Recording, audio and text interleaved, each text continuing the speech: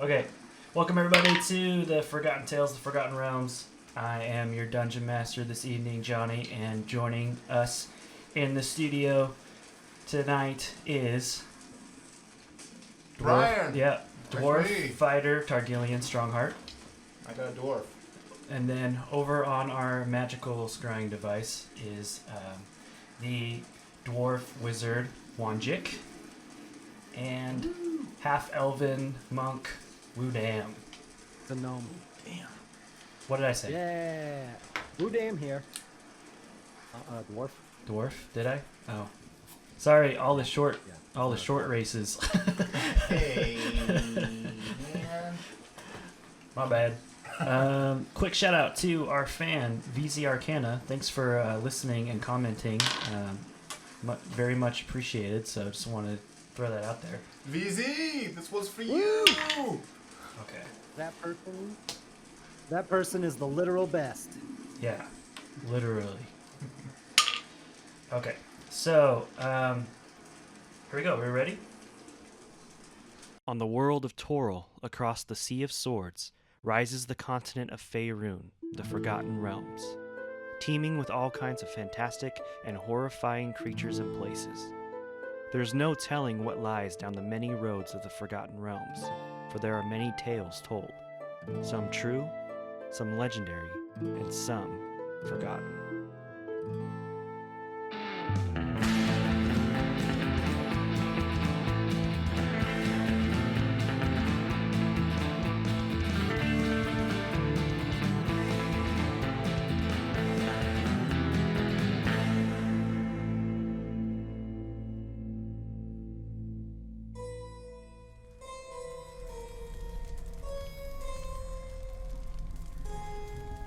Avernus. This next level for those wicked souls who end their evil lives as mortals was not always the war-torn, desolate wasteland it is today. It was once a paradise filled with lush gardens and radiant beauty, created by Asmodeus, Lord of the Nine Hells, to tempt mortals, so he could twist their souls to serve his maniacal machinations. But for countless centuries, demons have continued making their way out of the abyss by the river Styx and hurling themselves against legions of devils, turning this once bucolic landscape into a crimson wasteland riddled with massive war machines, fields of bones, infernal fortresses, and unspeakable horror. As a blistering wind blows across a war-torn landscape covered in ichor and scorching sand, there is one thing for certain in Avernus. A deal is a deal.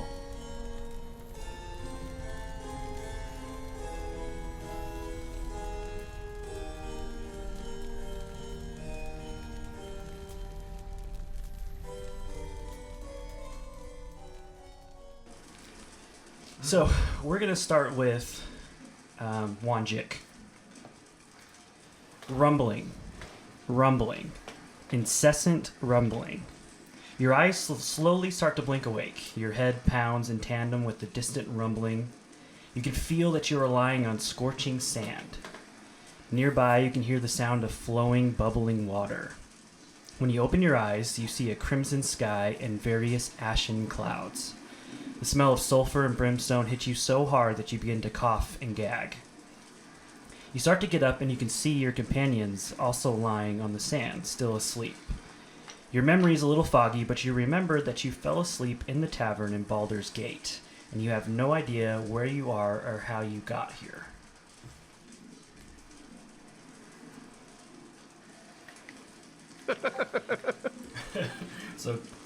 So currently you see this landscape of sulfur and brimstone.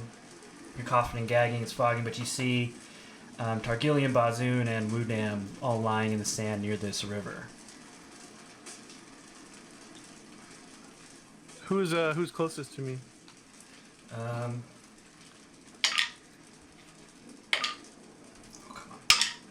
Targillian. So I'm gonna get up and then just sort of do a quick survey if there's any immediate danger. Okay. If there's something just clearly I'm like, this is not where we're supposed to be. Let me just look around real quick, make sure there's nothing just immediately trying to kill us. I need to stop. Sure. Yeah. So give me an investigation check.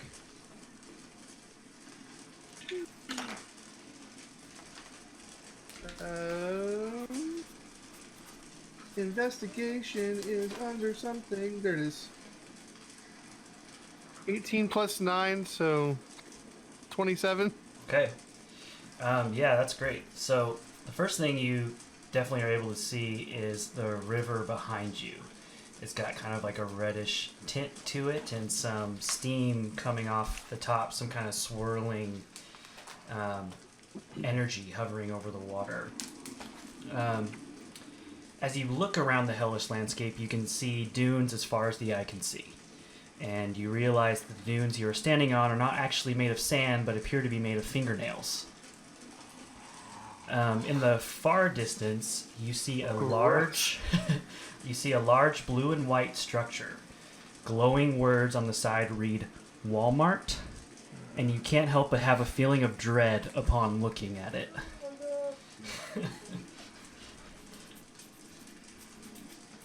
You don't see anything that seems to be of immediate danger, but about 50 feet away from you, you see various boulders protruding from the ground. On one of them sits a strange, fat, grotesque, froggish-looking creature. He is simply standing on the rock, both hands on a staff, staring at you in silence. Alright, I'm gonna look on the fingernails. Yeah. I'm gonna kind of as quick as I can, kind of rush over to the three of you and start trying to shake you awake. Are you waking up? Because if you're waking up, I want to say something. If you're not waking up, then I guess I gotta figure out something else. So if I'm shaking all three of you, kind of hey. Yeah, you all touching your start shoulders. to slowly wake up, blink your eyes, and... So I say, hey, I don't want you guys to freak out. Two things. One, you're laying on fingernails. Two, there's a dude right over there staring at us. I don't know if he's good, I don't know if he's bad, I don't know what, but he's watching us. I don't know where we are, but... What? Can I roll an investigation check? I want to know if these are fingernails or toenails. Okay, yeah, feel free. That's a 6, and investigation is 7. So 7. Yeah, you're not quite sure, but you might not want to know either. I stand on my pole. I stand as much as I can on my not touching the ground. Okay. Okay. How's that working out? How about a dexterity acrobatics check? See how well you balance sure. on your pole. How's 24 sound? Sounds like you're balancing pretty well on these dunes of fingernails. Okay. Yeah, I'm gonna do my best not to touch any of them. Targillian's gonna kind of roll back over and kind of snuggle in. He's not really awake. He gets a little deeper in the fingernails, almost like burying himself in the sand. It's like a nice little blanket. Are these little nails or like giant? It's all kinds. It's Oh, just, okay. It's not like just one big nail. No, it's just... It's gross. You thought it was sand at first, but it's actually... Well, he does that until he starts to get poked, and then he's gonna hop up Okay. and be a little agitated. Okay. Is this kind of like at the beach where you get sand in your crotch and stuff? Yeah, but you're getting fingernails in your crotch. I've got the fingernail right in my behind. Ooh, wait. Okay, no, it's not good. It's a long one. What? Gnome? What did you say about the frog thing? Yeah, I don't know where we are or how we got here, but there's a frog watching us. Yeah, Bazun There's a likes... Walmart. Wait, yeah, there's a... You do not want to go to that place. Bazun wakes up and seems very concerned about what's going on. Of course, understandably, kind of quiet and trying to think through what's happening where you are, what's going on. But I hop on my pole over to Bazoo and I start shaking. I'm like, how did we get here? Where are we? You're the smart one. I don't know. I don't know what happened. We were asleep, weren't we? Right? This isn't a dream, is it? I don't know. You tell Targillian me. pinches you. Damn it! Guess not. Not a dream. Someone pinch me! Someone pinch me! I'll pinch I don't him know too. if I'm dreaming. Wait, he's on a Okay. pole. I can't reach him. I'll slide down a little bit. Okay. I'll jump on my my broom and fly up to him and pinch him. I like it. You like being pinched? Yeah, I guess so. I rolled to see if I like being pinched. And I I did. immediately fly the other direction. Go back down. I don't like this. This isn't nice. This is uncomfortable. Yeah. Toenails is Yeah, it's not smelling great. Well, we're not sleeping, No. but no one seems to know how we got here. Let's go talk to that frog thing. Sure. After you, Yeah. Gnome. Lead the way.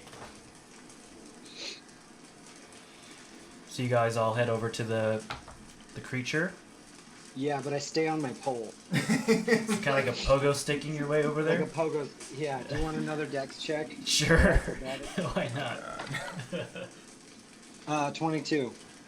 Yeah, you manage to pogo stick your way towards this creature. So you all make your way over to this creature, and I'll show you what he looks like. Here we go. If you look in your chat, it should show up. Oh, okay. That's what he looks like. Yeah, I'll give you a copy, Ryan. Don't worry, I got you covered. he's a sexy beast. Yeah, so I mean, if that's what you're into. Oh, yikes. So you walk up to him and he says, "You sir no look like devils. Me sir think you sir look like immortals. What you sir all do to wind up in the first layer of hell together, hmm? What? Misa think you sound like Guido from episode 1. Like a Guido? Yeah. Are you sir talking about the Gungans? Not the. Yeah, maybe that one. Is that what you're thinking of? No. We have special place here for Gungans. I am no Gungan. Much I am deeper. Amitsu. Oh, I'm It's nice sorry, to meet you, Mitsu. No, I am an Amitsu. Nice to meet you, Mitsu. That's what I said. No. My name is General Bullboil. Oh. Right. Yeah. General. Okay. Like of an army. Yes, I control some of the most bombad forces in Avernus. Bombad. Bombad. He's a bomb badass. Misa like that. Welcome to hell, guys. I hate this place. Hell is just a Walmart parking lot with toenails in it. And Gungans? It's perfect. That's the first level anyway. Yeah. It's the two worst things. Okay, so I hop over to him and I get close and I'm like, how the hell do we get out of hell? Yeah. He says, Misa think I can help you, sir. Of course, you, sir, must help me, sir, yes? How about I don't break your fingers? How's that for help? How about an intimidation check?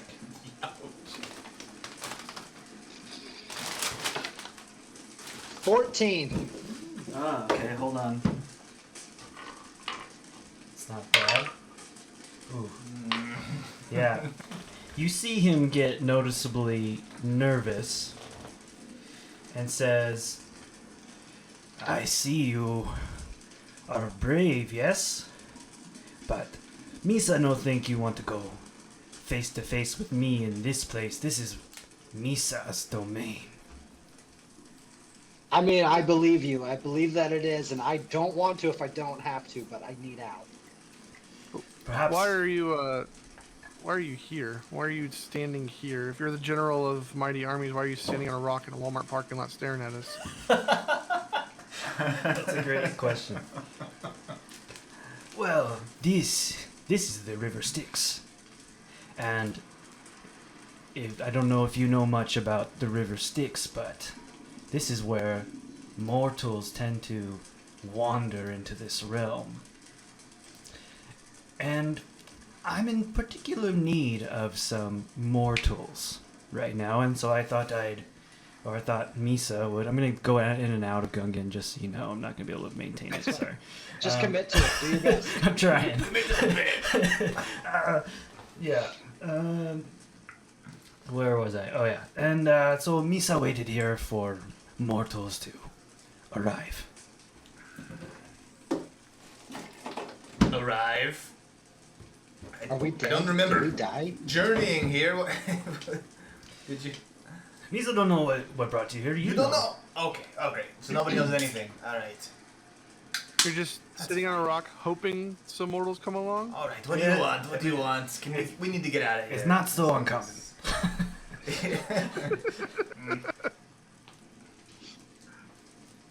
So, how about we make a deal? All right. What's the deal? Well, Misa wants Yusa to acquire a sword for Misa. The Sword of Zardiel. It's a very rare and powerful sword of legendary proportions, but it is located in a place that beings native to this land cannot enter. Too much holy energy. Bah! And you hear him spit on the ground, which begins to sizzle. And he says, Yusa, yes, Yusa can get it for me. I have an ear with Admodius himself, and I can arrange to return Yusa to all Yusa homeland. Sounds like a job for a bassoon. Alright. We'll wait here. What's the sword do? Why do you need it? I believe that this sword may turn the tides in battle for me. Like turn the tide so that you could, I don't know, rise up and maybe kill our world? Or why do you, No. what battle are we talking about here? Strictly Avernus business only. Don't want to help somebody kill me.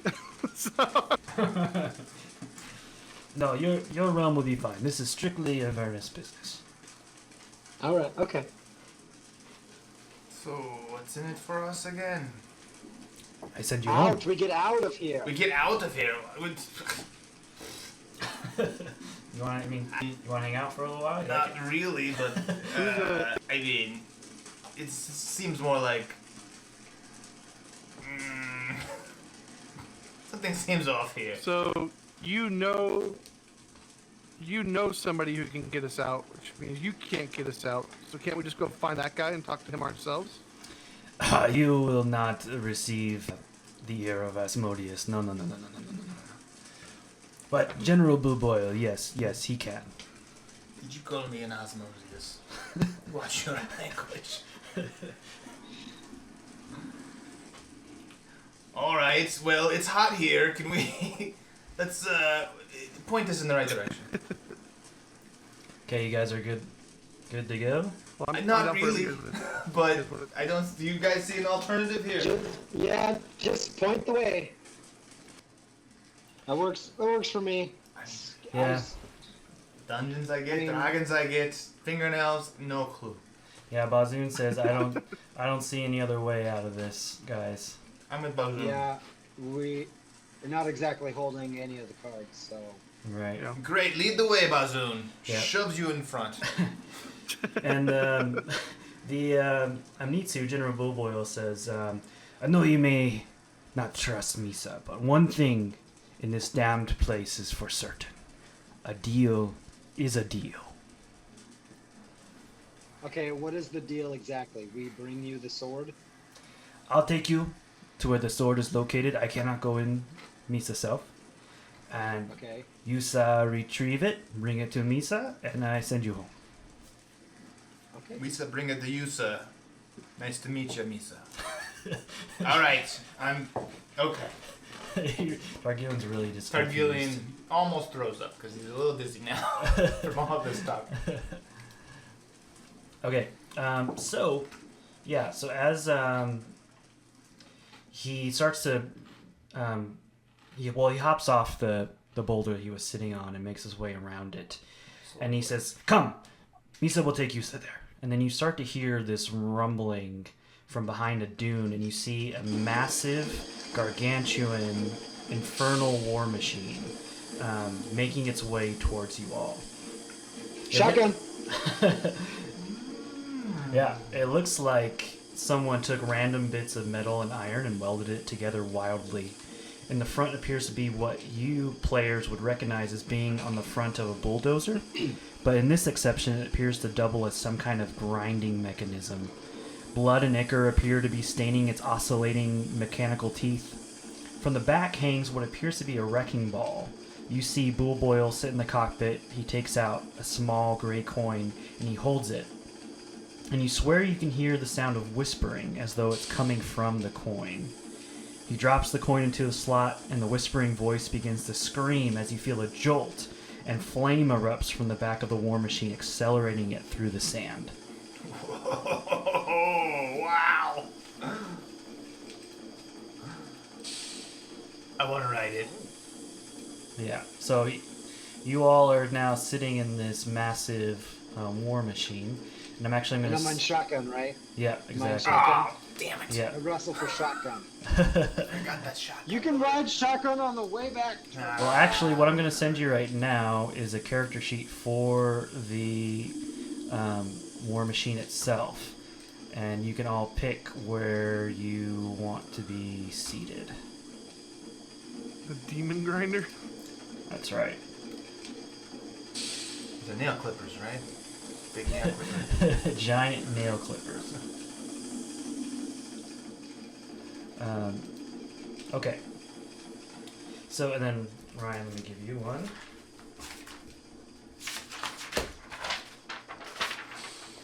Yeah, paper, you guys, when we were talking about.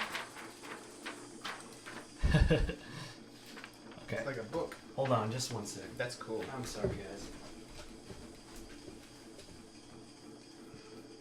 Okay, it's still going. My bad. Okay. So, what you guys can do is you can kind of divvy up where you want to be seated. There is several different places. There's, well, General Bull Boyle is going to be the one who's driving it. So he'll be in the helm. And then there's the chomper, the harpoon flinger, and the wrecking ball. Ooh. I'll take whatever they don't want. I want the wrecking ball. Sweet. Okay. I came in like a wrecking ball. That's why. I see. Exactly. We know why you wanted it.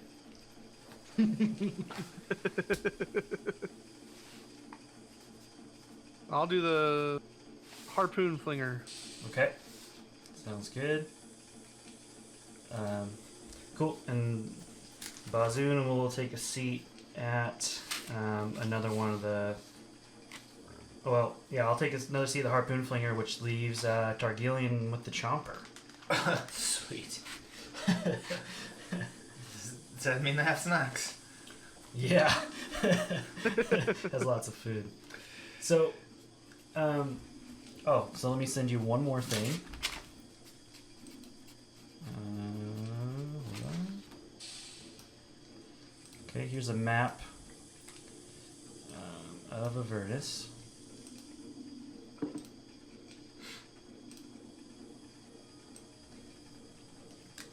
So, General Bull Boyle pulls out and unfurls a map. And he says to you all that, so we shall make our way across the sundering chains, take a left at the Demon Zapper. If we get to the crypt of the Hell Riders, we shall have gone too far. Okay. Yep. Sounds easy enough, Captain. Seems weird. Legit. So then you guys hear this rumbling, and this war machine starts making its way through the sand. Anything you're doing currently? Wu puts his hand up and wants to talk to General Bubble Boy. Bubble Boy. Yeah.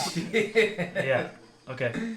He's like, so he goes up to him. He's like, so you're commander or something, right? Captain or whatever? General. General. Sure, right. What does that make me? Like first lieutenant? First mate, maybe. First mate? What? Yeah, I could be first mate in a demon army. That's all right. You sound okay with that? Yeah, yeah. What are like, what are my options for ranking up after a certain amount of time? Well, At the end of this, can I maybe be captain or? You want to go home or no? You want to stay here? Work for General? No. I want to go home, but while we're on this, like, we're your general, we're helping you. I feel like we should have rank. Nah. No. Simply No. transportation. Yes. I get. So we're more like mercenaries of the demon army. Sure, if that makes you feel better, yes. I'm just looking for stuff to put on my resume. Yeah. Anyway, what is Whon Jick doing? Whon Jick's just looking at the harpoons, studying his what he may need to use them for. He's kind of taking it all in at the moment. He's still a little hesitant to follow the frogman, but Yeah. Okay. Just kind of taking it all in. Anything Targillian specifically is doing? He's just kind of leaning over, trying to look into the chomper without falling into it. Yeah. Yeah, when you look into the chomper, you see, these big teeth, and they're just dripping with blood and ichor and fragments of bones. And I think you've got a leak up here. What is this, oil? Really gross oil. I'm curious what the coin thing was. Maybe I ask I can't hear it. General Bull Boyle, what was that coin? What That's me. does this thing run on here? These coins. These coins is the currency here down in Avernus. We call them soul coins, and they pretty much are exactly how they sound. That's the screaming. How does one Okay. become a soul coin? Soul coin. Yes, poor trapped souls that we use to burn fuel. Blah blah blah. It's all How much for one of those coins? I wouldn't mind having one of those. That's my last one, unfortunately. That's your.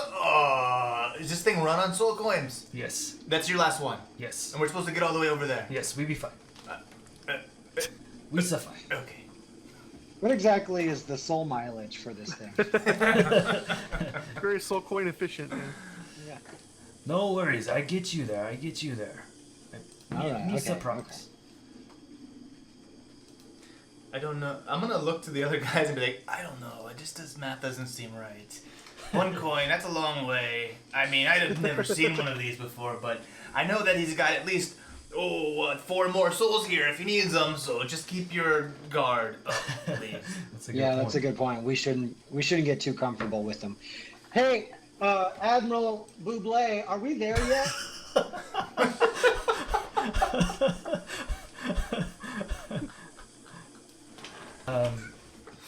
That's awesome. I love that.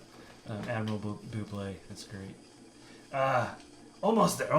So as you guys are all having this conversation, sitting somewhere in the war machine is Bazoon, deep in thought.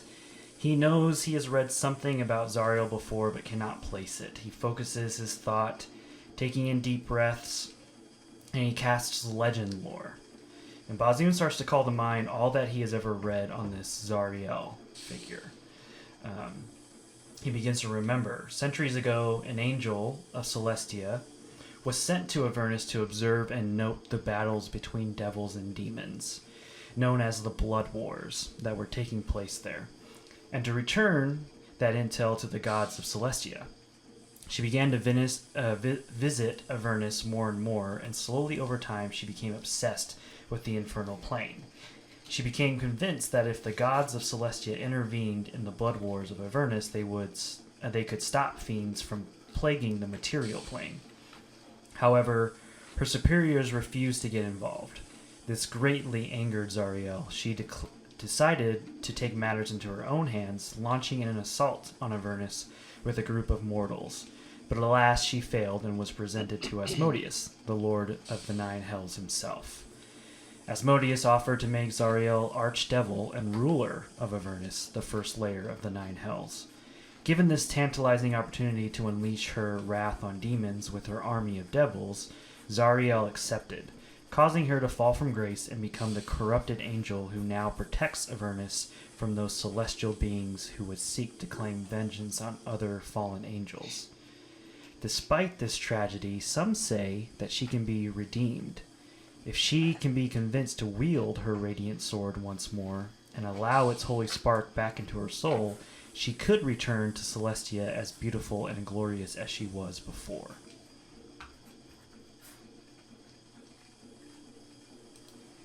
And Bazoon relays all this information to you all. Okay. Is it something? Go ahead. Go ahead. Did it feel like in that story that that's something that she would want, or does she? Is it more like? It seems like it's been placed there for a reason, and that she may not necessarily want it herself, unless she were convinced to take it. But she seems like somebody who has fully accepted her role as ruler of the first layer of the Nine Hells. Interesting. Okay. Right. Okay. Duly noted. So as you travel across the rugged, scorching, war-torn landscape of Avernus, a strange mass begins to appear in the distance, almost like a large shark fin moving through this sand. And it looks like it's moving towards you. In fact, it looks like it's charging towards you. General Bullboil shouts, "We have company! Prepare for battle!" And he places a pair of goggles over his head. And now it's time to roll initiative.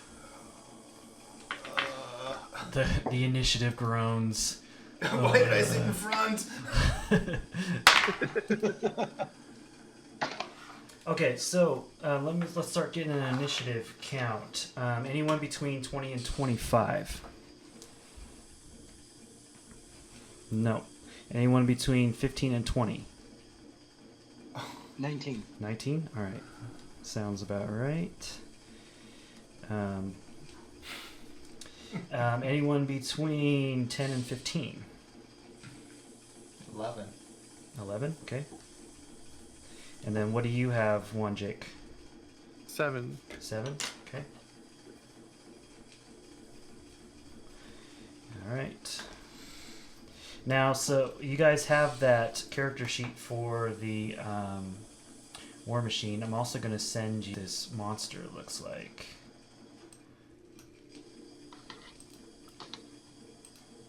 And so basically what you can do is you can... General Bullboil is going to be the one driving this thing. You can help by directing if you want him to go to a certain area or not. You can definitely give him that instruction. And then what you'll do is you'll roll based on which position you chose to be in. So, oh, and Ryan, let me give you one of these so you can see what you're up against. So as you, so you see this, It's a hump. yeah, you see this sharky thing come out, it's charging towards you, and the War Machine is making its way through the sand. And as you peer through the blistery sand, you see a bulbous, fleshy mass emerging from the dunes. It is incredibly large, and you realize that it is in fact alive, with a giant mouth, razor-sharp teeth, and a tongue that separates like a pit of vipers. You also notice that You also notice that its mouth opens, and you see groups of gnolls running out. And gnolls are kind of like hyena-looking humanoids, and they start to run out. So, as far as initiative goes, the first one that is up is Woodam, who is controlling the wrecking ball, correct? Yeah.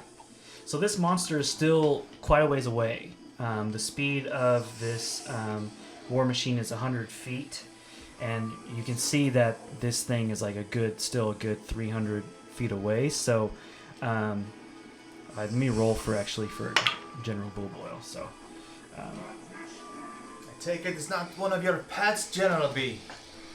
no, that is definitely not. And he's driving. So right now, Wudam, you guys are still pretty far away, and you only see this in the distance. Are you doing anything on your turn yet?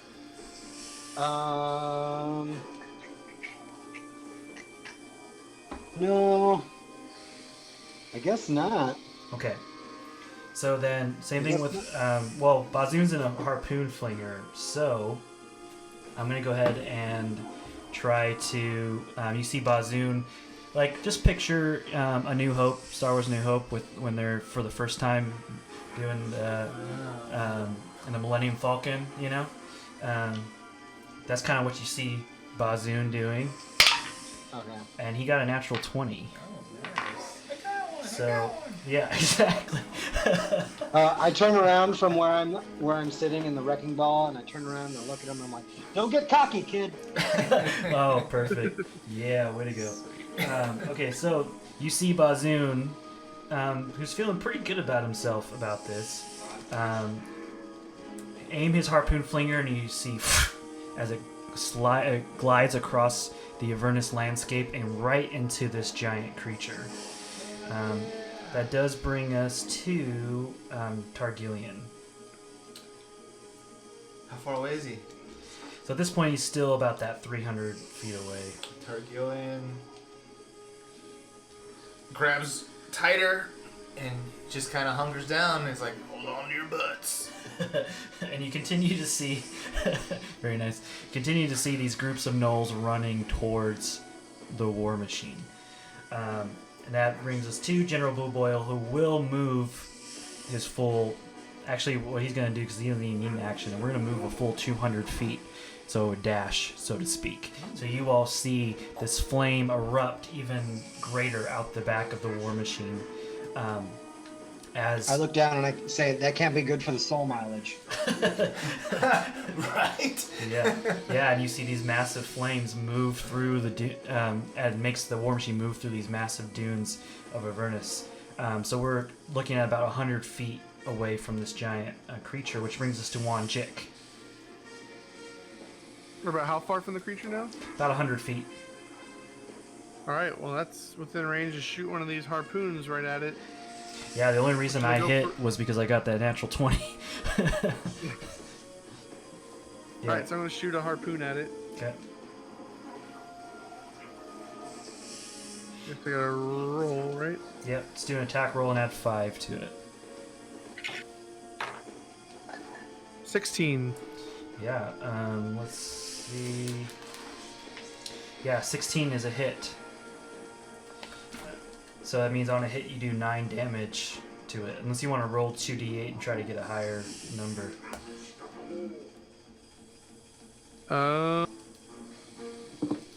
Sure, let's go for it. See what happens.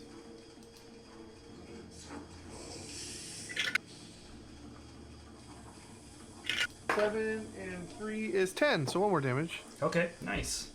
Yeah. Okay, so you all see Whon Jick do the same thing. He moves the harpoon flinger that flies through the air and hits this creature right in the flesh.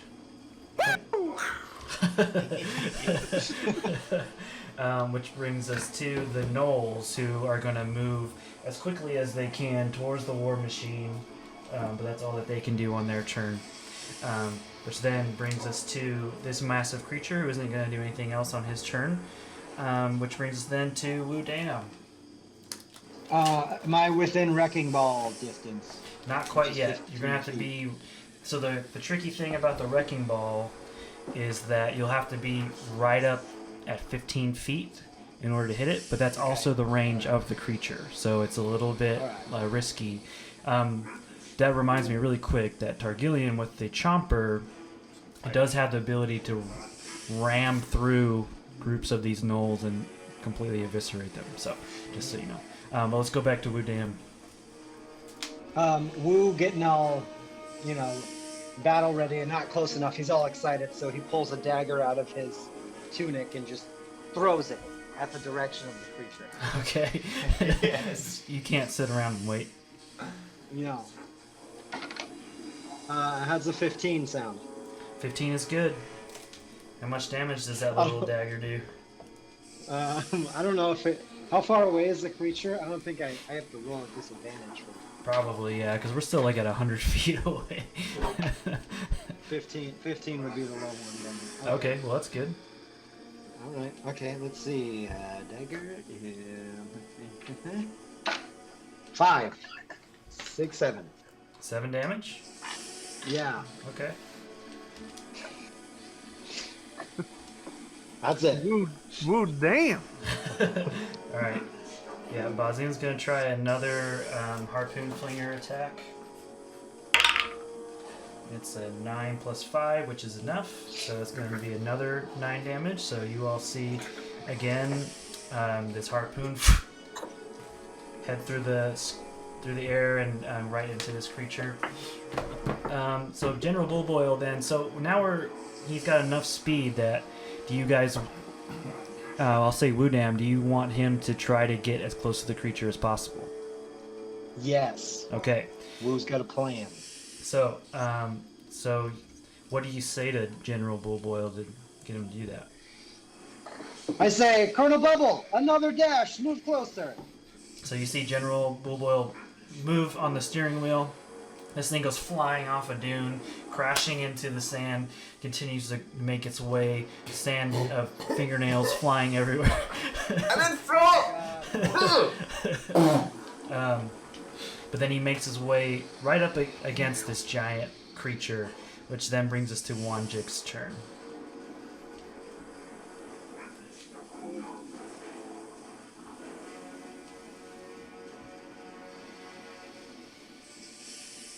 Oh, I can't hear you. Sorry. I'll just turn and just straight on, just fire another harpoon right into this thing. Sweet.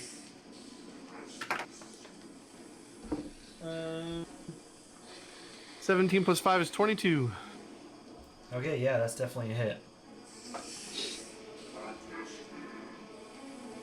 Oh, and then damage there. That's, yeah. 8 and 3, so 11. Nice. Okay, that brings us to, that takes us to the Gnolls, who are now trying and attempting to jump onto the war machine. Oh, yeah. And so a couple of these gnolls, these hyena-looking humanoids, jump onto the war machine and start crawling their way up, and they're going to start trying to get in by their next turn. Now that the war machine is close enough to this giant creature, the giant creature is going to attack, and that's a hit. And so what you all see is this giant creature moves its neck back and bites down on the war machine. You hear this massive crunching sound as the war machine itself takes hold on, sorry, looking at the wrong one. Takes 44 damage. So this is a massive crunching bite that you hear. And you kind of hear it sputtering and like one of the wheels going like that, and that's the creature's turn. So next we have Woodam. Am I in range for the wrecking ball? Yes, you are. Okay, then we're gonna wrecking ball.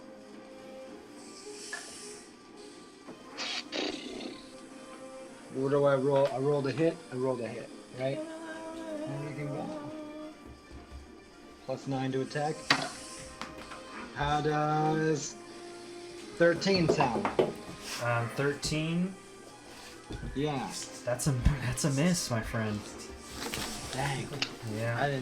I thought it was. Wait, you know what? I was earlier looking at the wrong ones, so I'm gonna go ahead and call an audible on that and say you do hit because I've been messing up. You hit him.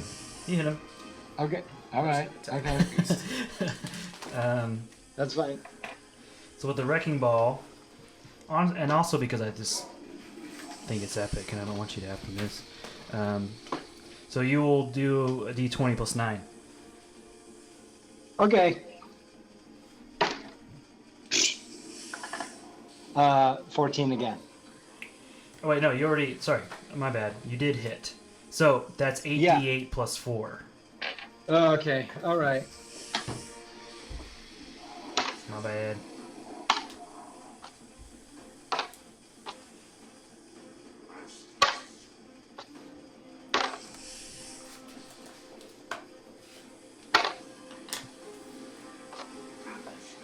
It's a lot of d8s.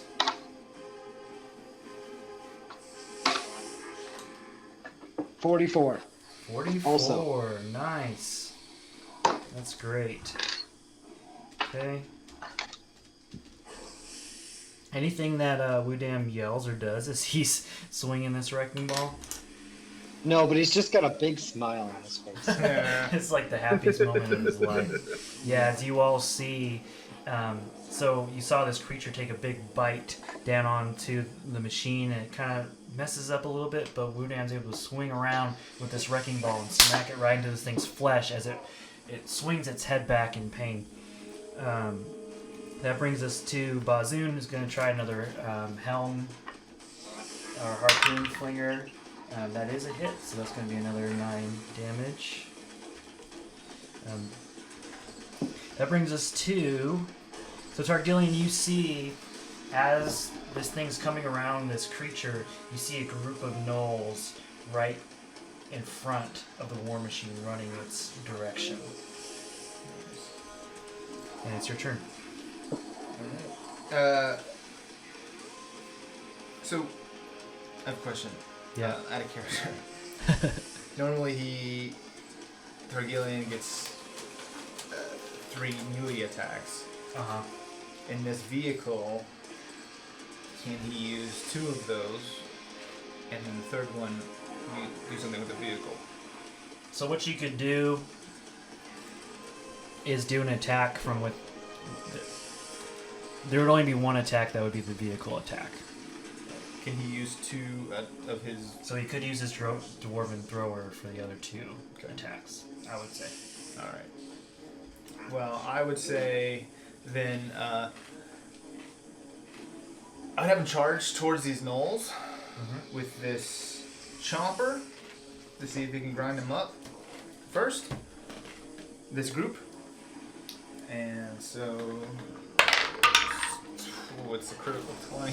Oh, nice. Wah, wah, wah, wah. All right. Yeah, so this is Targillian's moment. This is the moment he was born for. As you see this war machine making its way towards this group of gnolls, this giant chomper, you hit the button on this thing, Yes. and it goes right through this group of gnolls, and you see blood and bones and bits of fur just spewing out the sides of this chomper as you run over a huge group of gnolls. He's probably covered in gore. Yep. Alright, he stands up as this happens, and in a very, very Mad Max way, he's like, rock and roll! Throws his hands up. And then he grabs his dwarven thrower, and he's gonna chuck it 2 times at the big guy. Okay. Alright. So this dwarven hammer is like Thor's hammer. It will return to him after a throw. Nice. And when he throws on a ranged attack, he actually gets an extra D8. So, let me pull out all of this stuff here. To hit, that's 21. No, more than that. Oh, well, that's 25. Either way, that's a hit. Okay, 25. So the first one, it's going to get a D8. It's 14. Okay. And he's going to throw it. Oh, wait. 14 plus. He gets an extra D8 to that. 9. Okay. 23. Is that right? 14 plus 9? Sounds about right. Alright, he's going to throw it again. And that one probably, I don't know, 12. Okay. 12 to hit. 12 does not hit. Alright, so he misses. Okay, that brings us Boys. to General Bullboil's turn, who's going to continue just making his way around this creature. So we're coming around we're coming around behind it, and we're going to make our way around the other side of this creature. Which brings us to Whon Jick's turn. So the thing that's holding these harpoons, Yeah. could one consider that to be a quiver?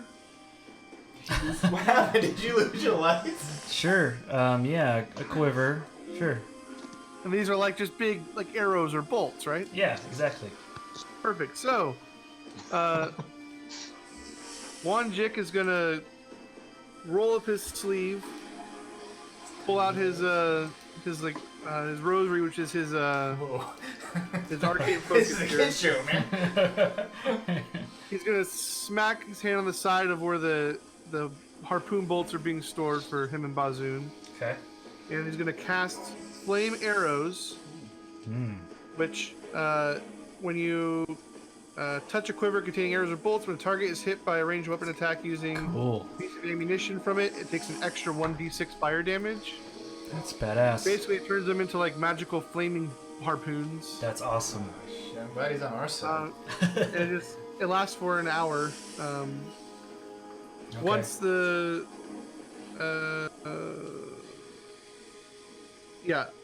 when it hits or misses, the spell ends, so it doesn't like stay on fire or anything once it hits. Okay, gotcha. Okay, that's cool. Does it take your action to do that, or is that a bonus? It's one action, yeah. Okay. So yeah, you all see Whon Jick with his rosary. You slammed it against the quiver of all these bolts, and they all just immediately ignite with flame. What the hell? Pretty badass. Does that come standard? And then before my turn, I just look around real quick and what do I see with I just want to see kind of where we're at with nodes or how many of these dudes are on Oh, the the thing. gnolls. Yeah, so there's like 3 gnolls climbing up the back trying to get to where Wudam is. Okay. And then the creature seems to be pretty upset, understandably, about what's going on. And so he tries to make another chomp biting attack, but unfortunately the war machine's making its way around in a vulnerable spot where it's not able to reach, so it misses. Which brings us to Wudam as these gnolls start to make their way inside of the war machine where you are. Okay, so am I close enough to hit the beast again? Yes. Okay, here's what I'm going to do. As a bonus action, I am going to burn a key point and activate Patient Defense, which makes my enemies roll with disadvantage to hit me. Awesome. And then I'm gonna hit with the Wrecking Ball again. At the creature. 18. That is a hit. Which means you do Okay. 8d8 plus 8. Right? So I'm gonna count some more. 8d8 plus 4. 88 plus 4.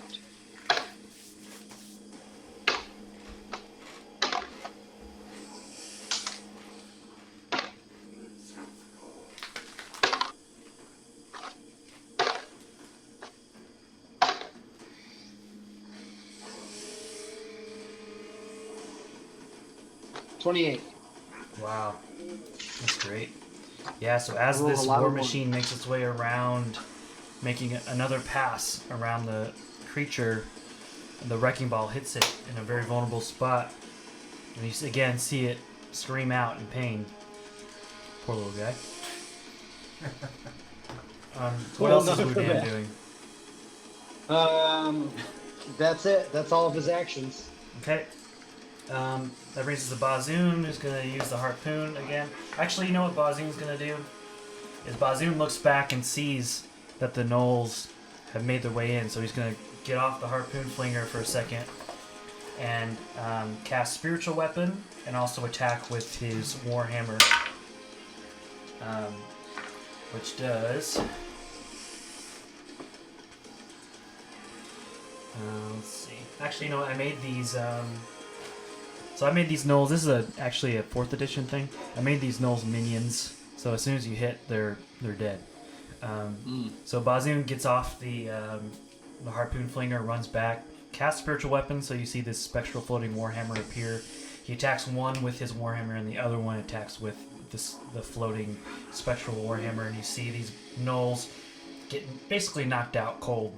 And then that brings us to Targillian. Now, there's still groups of gnolls around, running around, and it's kind of chaotic, but... I don't think Targillian's not really concerned about those things. He's concerned about the big worm monster. I mean, it's right up. We're right up on it, right? Yep.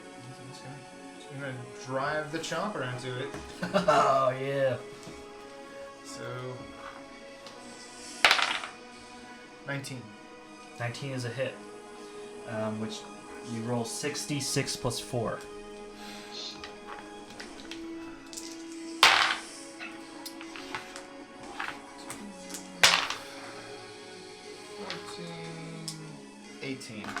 Oh, nice. Okay, so Targillian, I'm assuming, yells into the beast or something like that. Yeah, I like that. Into the beast. He doesn't even know what he's saying. He's like covered in gore. He's all like battle high. And General Bullboil takes a sharp turn on the steering wheel, and this thing cuts through the sand as the chomper bites down on part of this creature. So Again, yells out as bits are flying off. But then you see that the chomper's kind of stuck in there and it's kind of spinning on its wheels right now. And General Bullboil goes, "I'll put it in reverse," and he kind of changes gears really quick and presses on the gas, but it's kind of spinning its wheels right now. Which then brings us to Whon Jick's turn. So now we're like stuck in this beast. Oops. Kinda, yeah. Sorry. I know it's gross and it smells. But the beast isn't looking so good, better than so you fingernails, guys though. are getting there. I can't. Am I able to reach both harpoon guns? Like just Dual with my short harpoon little guns? gnome arms? Holy shit. Go for it, that's badass. Maybe I grab a rope or something and tie it around one of them and rein them in and There's just Scarface. Oh, that's so fire badass. fire two bolt, just leaning back as hard as I can. I tend to be a rules lawyer, but when someone comes up with something that's really badass, I'm like, yeah, that's fine. Just go for it. So Targillian's just gonna sit as low as he can because he doesn't want any extra gore. I notice Bazoon's not on the harpoon anymore, so I grab my fire bolts, I stick them in. I wrap a rope around one, wrap a rope around the other, just aim right towards the enemy, just boom, pull them both back. all right, so roll 2 d20s and see if you hit. One is 21, Yep.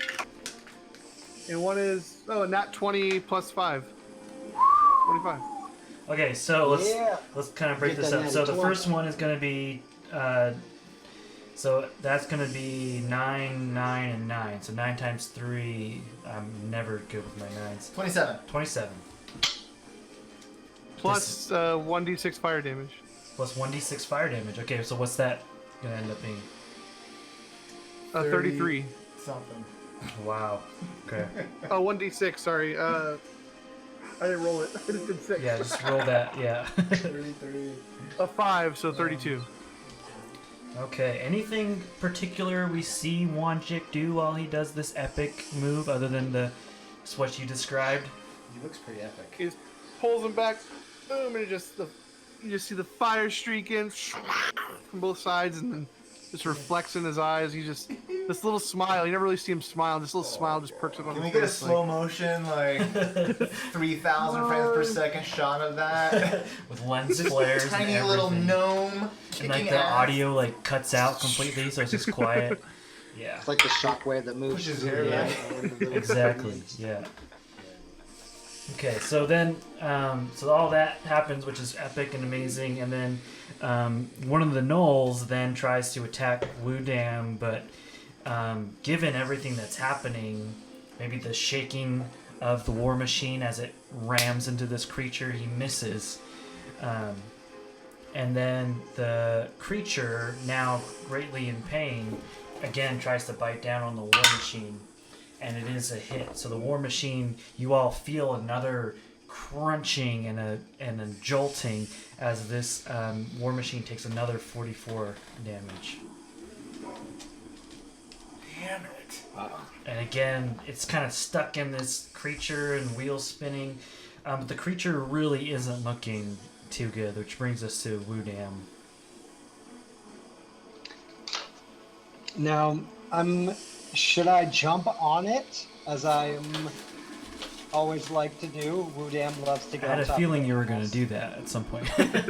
Or do I hit it with the wrecking ball one more time? Because I'm really tempted to get on top of it and start punching it. What do you do more? What's more effective for you? Honestly, the wrecking ball, but I think Wudam gets just too excited and he hops right out and jumps on top of it since it's so close. I mean, that's pretty epic. I want to jump on top of it and start punching it. Okay, do it. Okay, I jump on top of it. Do you Yeah. want a dex check or anything? No. So you all see Wudam as this gnoll misses, is like, and then jumps out of the war machine and onto the creature itself. And the gnoll looks super confused, like, what the hell is going on? So go ahead and make your attack rolls. Okay, here we go. 13. 13. I'm gonna make that a hit. Yep. Okay, what is it?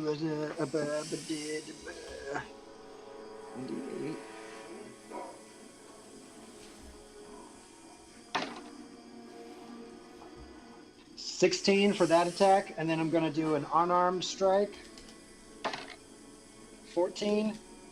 Okay. Yep. That's another 15 damage for the unarmed. And then I'm going to take a second weapon attack. 25. Okay. Yep. That's 11. And then I'm going to burn a key point from that attack to do Stunning Strike. When you hit another creature with a melee weapon attack, you can spend one key point to attempt a Stunning Strike. The target must succeed on a Constitution saving throw or be stunned until your next turn. Okay. So it's got to make a Constitution saving throw of 17. Wow, that's a high roll. So you hit it then. It makes it. It makes it? Okay, then I hit it with another unarmed strike for 22. That's or a hit. 22 to hit. Yeah, it's a hit. 12. 12 damage. Yeah, so you all see Wudam jump on top of this creature and start doing all these attacks, and the creature just writhing in pain and swinging back and forth is not looking good. It looks like this could be the end, as it is now Targillian's turn, sitting behind the chomper that's still inside this creature. He hops out with his warhammer in both hands and jumps onto the creature, doing like an overhand chop. He's gonna make 3 attempts here, Okay. like Do chopping it. wood. All right, first attempt is 19. That's a nope, hit. even more than that. Yeah, 21. it's definitely All right, 21. So first tile, two-handed is gonna be 1 d10 7. Let me figure out what I'm doing. 11. He raises it back up. 17. Yep. Okay. How about? Okay, so where we're at standing now, how do you want to finish off this creature? He's just gonna keep chopping, and not even like he's just gonna keep like whacking it. It's overkill. Like.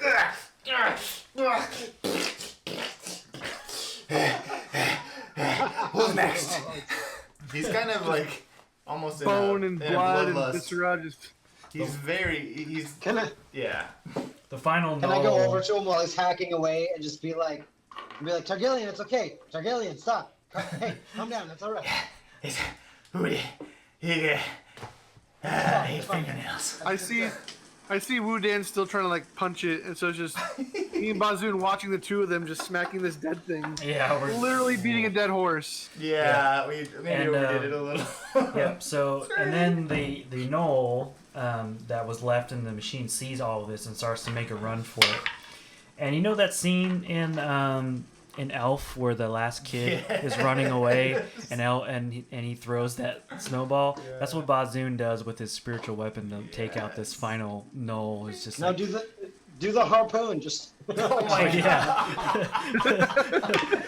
yeah, it's definitely a hit with the harpoon. That's so just like, overkill. and he's like running away right into his back. Ugh! Yeah. Flaming harpoon, yeah. And he catches on fire, which is great. So you hear the monstrous beast let out one final ghastly roar before slumping into the sand. What would normally be cause for a glimmer of hope in this hellish wasteland is quickly lost as you hear the infernal war machine start to power down. And General Bullboil looks back at you and says, "We saw walking."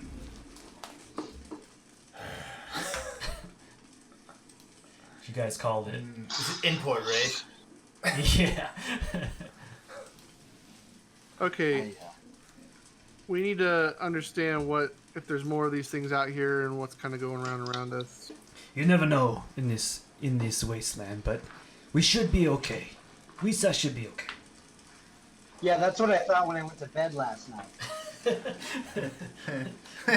And you see General Bullboil put his hands to the ground and listen for any tremors. And he says, "We okay. We keep going." All right, I get back on my stick. There's no fingernails at this point. Nah, I don't trust it. I get back on the stick. Except for in Targillian's pants. And he's still pulling them out. He got really deep You'll be in there. pulling them out for weeks. So you guys start traveling away from this desolation as this beast lays on the ground, a war machine sticking out of its side. And it feels as though you've been traveling for days. And yet it looks like you've barely covered any ground. It's impossible to discern space or time. But as you continue to walk, a monument begins to appear in the distance, perhaps a little over 100 feet away. Sometimes closer, sometimes farther. It's hard to tell. But radiant light cascades from this rusted metal structure that is shaped like the upraised mandibles of a giant beetle. And you notice General Bullboil start to veer off nervously, as if to avoid getting any closer. What is that? What's the problem here, Yeah, so General you all B? you notice him kind of, so you all ask like, what's going on? What's that? And he says, "That is a demon zapper. None of Misa kind can get close to it or destroy Wisa instantly. You some mortals will be safe though." Demon zapper. Like a bug zapper. Precisely. For demons. Precisely. Okay. Good to know. Anything you guys say or ask in response? Yeah. What kind of things should we expect when we go into this place? Oh, we're not at the location yet. We need to make our way around this area. I'm not going to get in. Misa don't get any closer. Why can't you get closer? You didn't answer my question, but You're talking in circles, man. What's the problem here? You're a demon general. You can't get near this weird beetle thing? Bazoon takes a look at this radiant energy in the distance and asks, "How does it work?" Who knows? And the general says, "The light between the two spines is generated by a unicorn trapped there. The demons can't help but be drawn near like a moth to the flame." And you all see Bazoon appear to be mortified by the thought of the purest of souls trapped down here as bait in service to the devils, and he takes off towards the monument. I follow him. I take off following him. And I'm like, yeah, we need to ride that unicorn.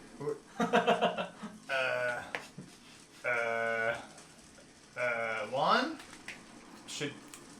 What the hell just happened? I grab my broom and I throw it down and stand on it like a surfboard. I'm like, Here we go. And I just follow after him too.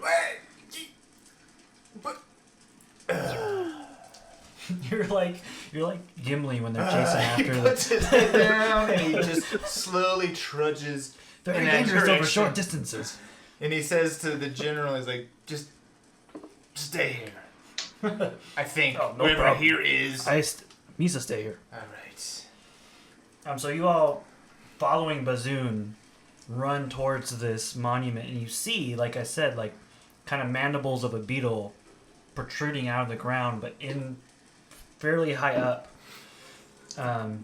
You see this 10-foot diameter sphere of magical force, and inside a unicorn floating within this sphere.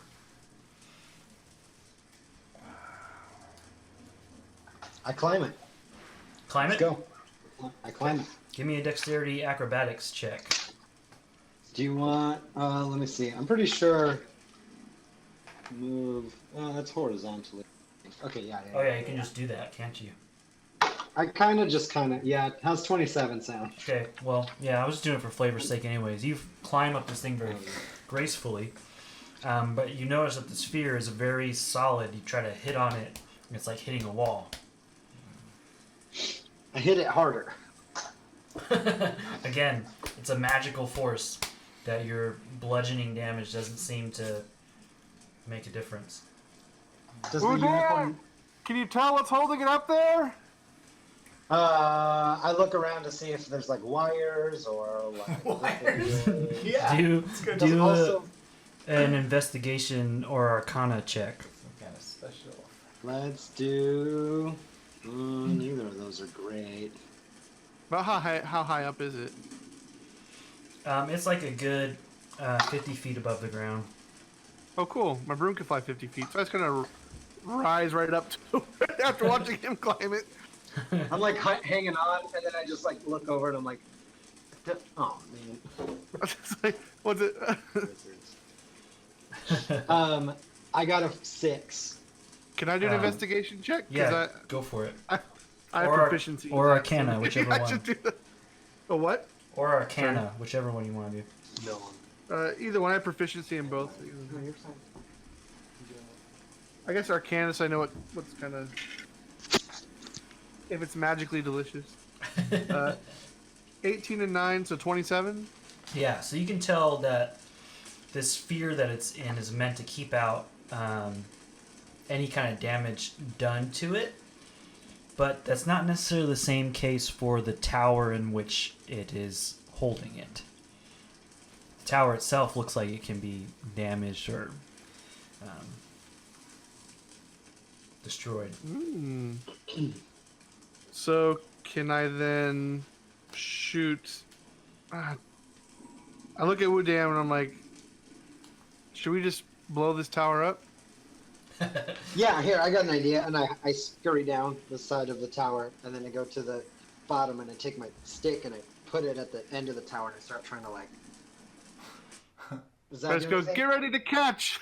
Like a lever. And Targillian's just like watching all this. go down. Targillian kind of sits down in the sand and he's like talking to Bazoon. He's like, "What?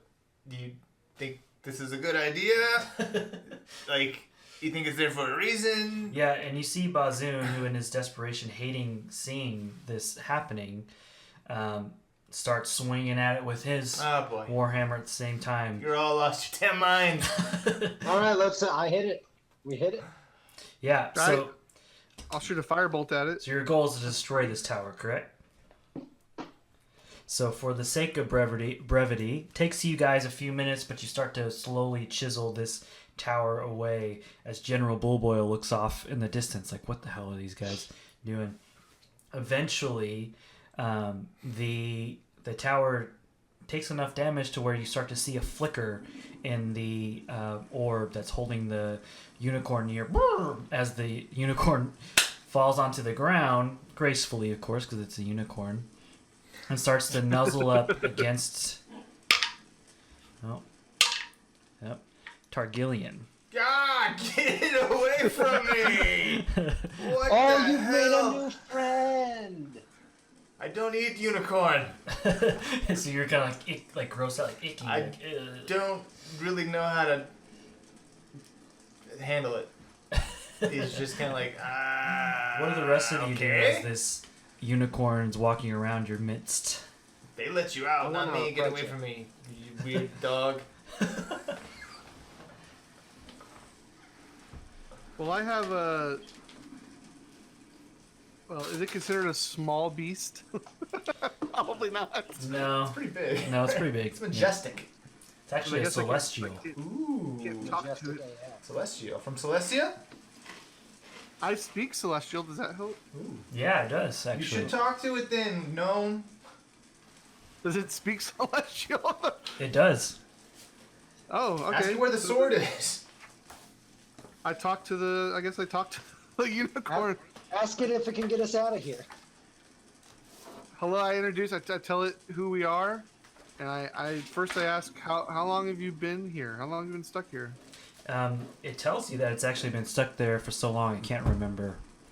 It seems like it's been centuries. Yeah. Alright, so we're stuck here as well. We're trying to get out. Ask about the sword. Ask Yeah, about we're- getting out. We're looking for the sword of what's the name of that sword again? The Sword of Zariel. Oh, it's just Zariel's sword. Okay. And it tells you that it knows the name Zariel. It knows that Zariel once fell from grace, but doesn't seem to know anything about this location of the sword or anything like that. Then would you like to come with us as we try to get out of here? And we can definitely take you with us. I know we can't. I don't know if we can get you to the celestial plane, but we can definitely get you out of this one and get to the next level up. Yeah, Maybe from there. and you see it nuzzle up against you in agreement that it's going to come with you. Like that means yes, guys. Ask it if I can ride it. Very intuitive. It seems it does seem like it would be rideable. It's definitely grateful that you freed it from this I'm not getting prison. on that thing. But Targillian's like, no way. No, Not gonna no, I don't ride regular horses. Bazoon just comes up and pats it like, okay, we did the right thing. This was a travesty for it to be trapped, you know, and it's just happy that it's free. I asked the unicorn what its name is. You didn't know that, did you? No, well, my first thought was glitter fart, but I got one. Hold on. Are you ready? yeah. To the name sheet. Always go with the first one. I have a name sheet. Here we go. Prince Glitterfart. Foulfang the Immoral. Foul What? Fang? That doesn't work for a Yeah. celestial unicorn. No. Okay. How Foul about like a bird. Wing Gambit? That's pretty good too. Okay. Is it a guy or a girl? Let's go with a lady. Wing Gambit? How about gilded? How about this? It doesn't have a name, and you're welcome to name it. Yeah. Oh man. I'm not naming it. You're not even getting near it. No. Thing stinks. It smells like horse. Yeah, I I smell got- like horse's ass. How about Uni McUnicorn face? Unique unicorn face. Yui. Of course, yeah, like Glam- Barney face. Glamfield Skettlegar. Targillian gets up and starts All right, we walking can back workshop- we can towards, workshop the towards the name general. And he's like, all right, just so you know, they're can- bringing the horse with the horn in his head. Yeah, we can workshop the name at a later time. Because don't worry, this is not the last time you're going to see this unicorn. I'll tell you later. Okay. Anything before you return to General Bullboil, though? Can I Can I inspect ride those the rocks that they destroyed just to check them out, see if there's any like magic runes in there or anything? Sure. Targillian doesn't have any magic, so he's like, Investigation "What's check. going on?" Wait, which one did I roll? Oh, no, that's not gonna do it. It's very low. Yeah, you don't see anything. He's like, what are rocks? More fingernails. Yeah. I'm trying. I know we're short on time, but I desperately have to pee. So I'm going to do that really quick. You guys continue talking about yourself. All right. Role play. Let's come up with a name for this horse. While I pee. How about Pisser? Let's each of us come up with a syllable, Okay, you start. and then we'll stitch it together. Okay. Mel. Mel? Is Mel also your syllable? No. You go ahead, Ryan. You pick me. Mel. Lamp. A good one. Say lamp. Yep. Mel Lamp. Mel I Lamp. guess we'll do like a Oria or something. So Melamporia. It's beautiful. Perfect. Perfect. Got it. I'll never remember it. Melamporia. Oria. Melamporia. Oh, so if you say it like that, it sounds beautiful. Melamporia. It works out every time.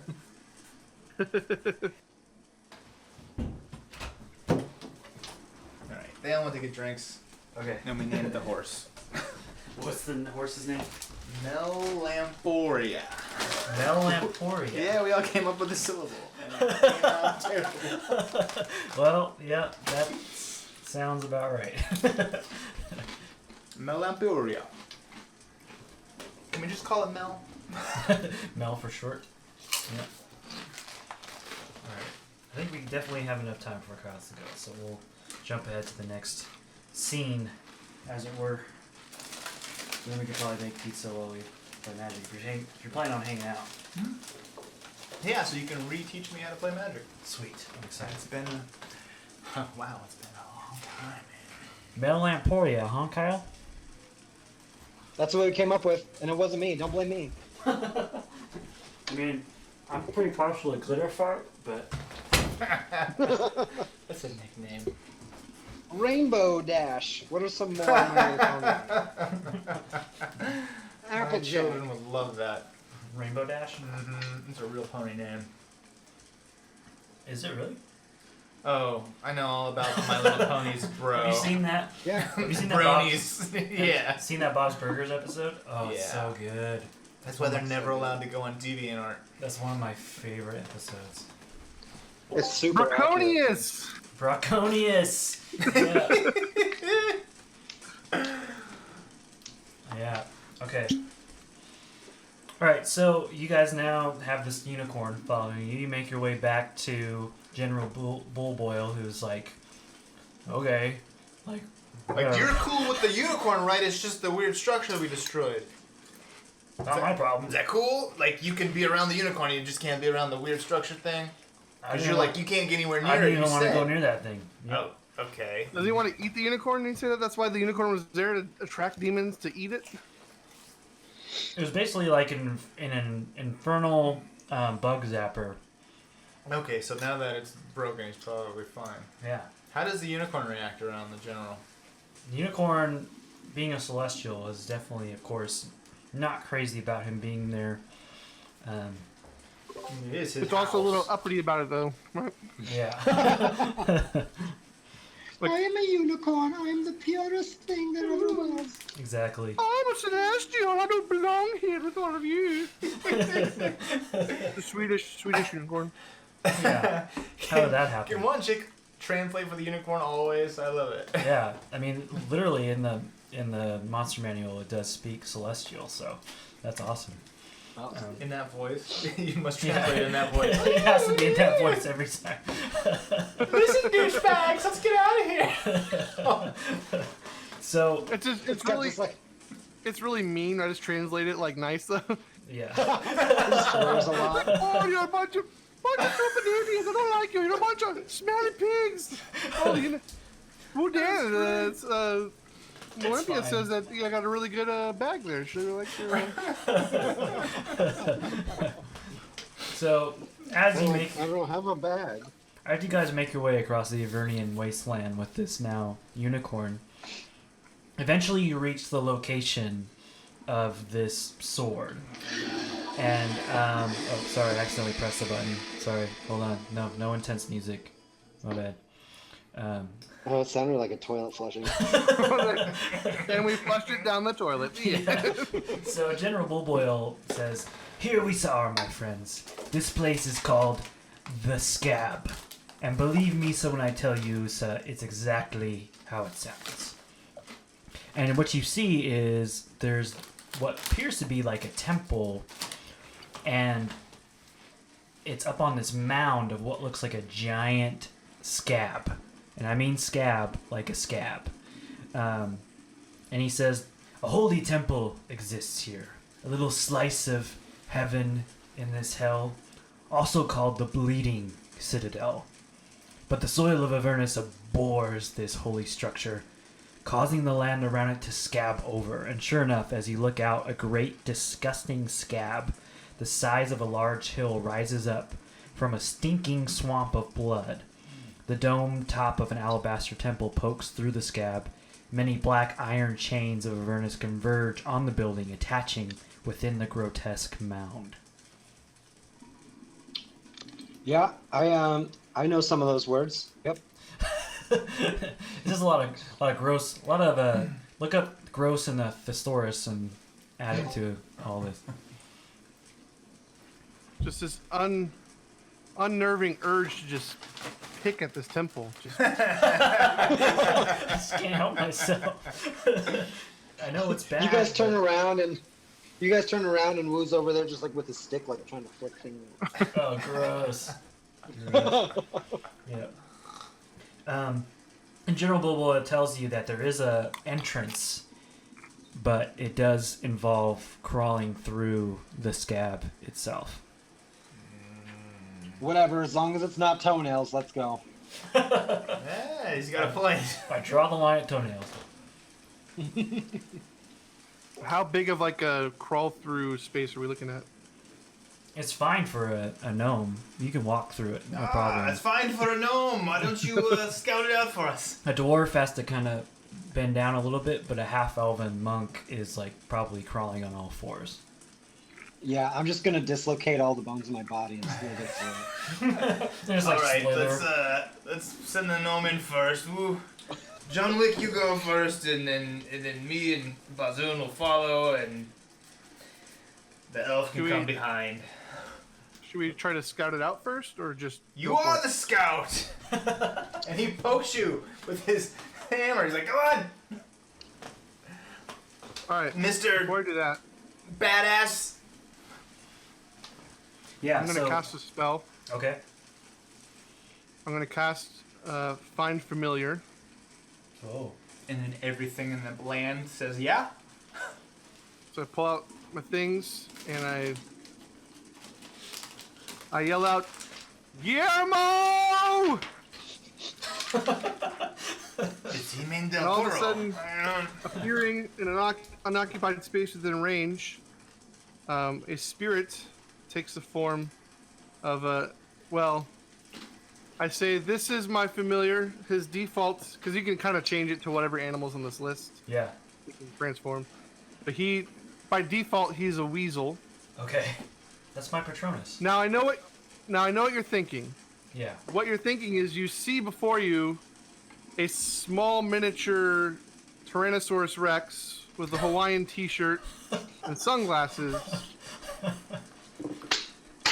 But he's a weasel. His name's Guillermo. And we don't judge Guillermo. Okay? We don't judge him. That just reminds me. Is Guillermo big enough for me to try to ride? He's a spirit. You can try, but you just go right through it. I do that. It does remind me. On top. Targillian has He's inspiration. like the size of You can grab a coin. weasel. He's the size of a cat. Whon Jick, I'm giving you inspiration for the T-Rex. That's great. And then I also did want to give Woodam inspiration just because of Kyle's excellent, all the time, 100% excellent role playing. I never give you. It's the only way I know how to do it. I never give you inspiration because it's always good. So like you set the bar too high. So Yeah, so reel it in, dog. Yeah, so I'm giving you inspiration. All right, I'm sorry. So you all currently have inspiration in case you want to cash it in for advantage. I'm pretty sure you gave me inspiration for our text message chain where I. You did, yeah. Oh yeah, that's right. Yeah, so you already have inspiration for typing loved whatever because you don't have an iPhone. I still have one from last time for my Viking funeral of That's Of right. Oh palm yeah. water. Okay, so you still have inspiration. Yeah. Okay. So yeah, you cast sending- Find Familiar. You're telling sending Guillermo, go in there, and when he goes in, I can see what he sees. Okay. So So you do see an intricate system of like tunnels. Seems like maybe some demons or devils have dug their way through before. But there's all these kind of tunnels, and you do come across a weapon, appears to be a weapon, trapped in a growth of scab. That is one thing How you see. far away? Okay. But you don't Is see it any like danger a- or anything like that. So you guys could make your way through the tunnel because you don't see any danger or anything. It's like the weapon's like in a open space or something, or is it still like in a closed tunnel? Like we can't. It's in the tunnel, but you see kind of like a growth of scab kind of grown around it. All right. So Guillermo comes back, and my eyes back in or whatever happens there. And I said, all right, it looks clear. I think I see a weapon of some sort. I think let's go in and check it out. Okay. All right, That's my for vote. you. I don't see any danger. So you guys make your way through the tunnel. You come across this weapon. Doesn't It's appear to be slithered a, like a snake in it. doesn't appear to be a sword though. So this might not be the weapon you're looking for. But it is, however, trapped within the scab. Is there anything you do? It's good practice to take. I out. actually, What does it look like? Or is there like an investigation, or can we go? That looks like an axe. It does look like an axe, actually. oh shit. All right. I pull it out. You Why just not? rip it out of the Go for scab. He's awesome. Yeah, I mean, I give it like a little wiggle first, but then, yeah. Okay, so I want you to make a dexterity saving throw. Oh, yeah. Actually, sure. I want everyone to make dexterity saving throws. Cool. Great.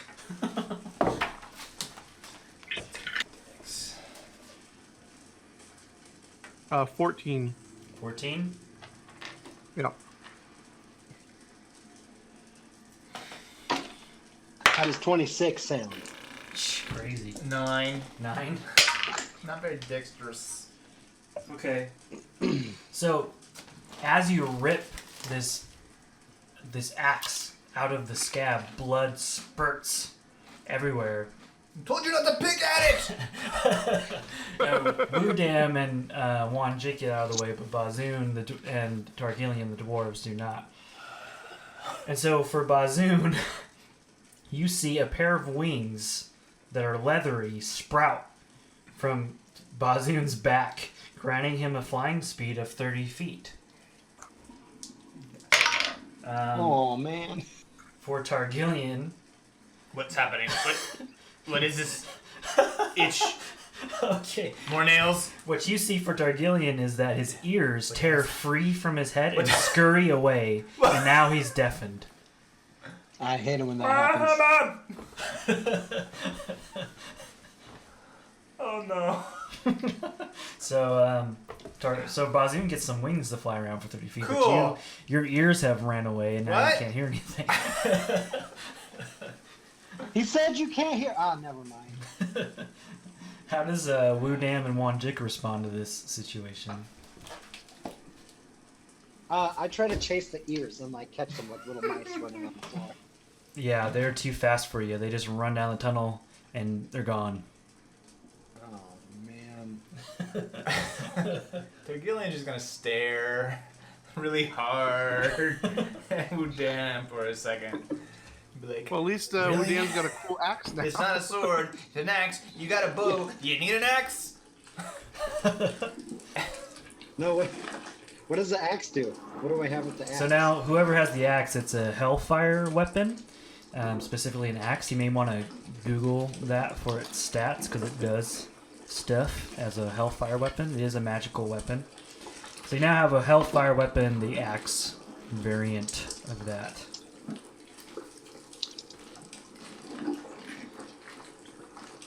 Is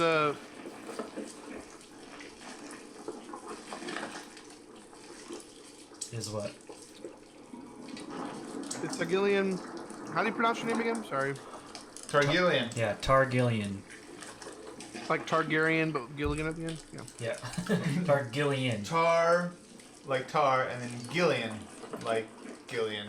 Got it. No, Targillian like Targillian, right? Yep. Perfect. Okay, I'll remember that now. Easy way to remember that. I think I wrote it down wrong the first time. Is he like bleeding from the size of his head, or is it like No, it's like magically they just like doesn't have ears magically anymore? like Fell off. just fall off and run away. You know, your typical hell dimension, missing parts. Can I do like a way to understand what happened to him, like an Arcana check or something, to see if I know what caused this and how to fix it? Possibly? Sure. Yeah. Isn't this a gross sound? I can't Ooh. hear it. So 13. Not 13? super high. Yeah. No, with the 13, you're not really sure why, but but you probably feel like you could fix it with a lesser restoration. Put the axe back in. Put the axe. When he starts to sign, but he doesn't know sign, and he's just like to Wu down, who probably isn't paying any attention to him. Nope. I just stand there just in sorrow because all I could do is I could blow up Targillian's head. I can't. All fix right. his head. He just motions forward. He's like, "Let's go. Let's go. I don't need ears." Bazoon has lesser restoration, actually. So how about I cast that on you and give you your ears back? He doesn't know what you're saying. So He's looking at you, just like, "What?" So You got Bazoon with his your back? wings kind of flutters over this flying dwarf and casts lesser restoration and brings your ears back. Oh, I can finally hear all the gross sounds again. Thank you. Can we go? Yeah, so Wudam has this Hellfire Axe now. And you guys continue to make your way through this system of tunnels through the scab, trying to avoid other areas of blood and things like that, which could be very bad. Maybe don't pull out any more weapons that aren't swords. And you finally make your way to two large stone doors, and you realize that this is the entrance to the citadel. You push open the doors, and you walk into a long, narrow chamber. The light is a little brighter in here as you see stained glass windows lining the chamber, depicting the angel Zariel's fall from grace. Only about 60 feet ahead of you, you see another set of doors, each with a symbol of a glowing sword on them.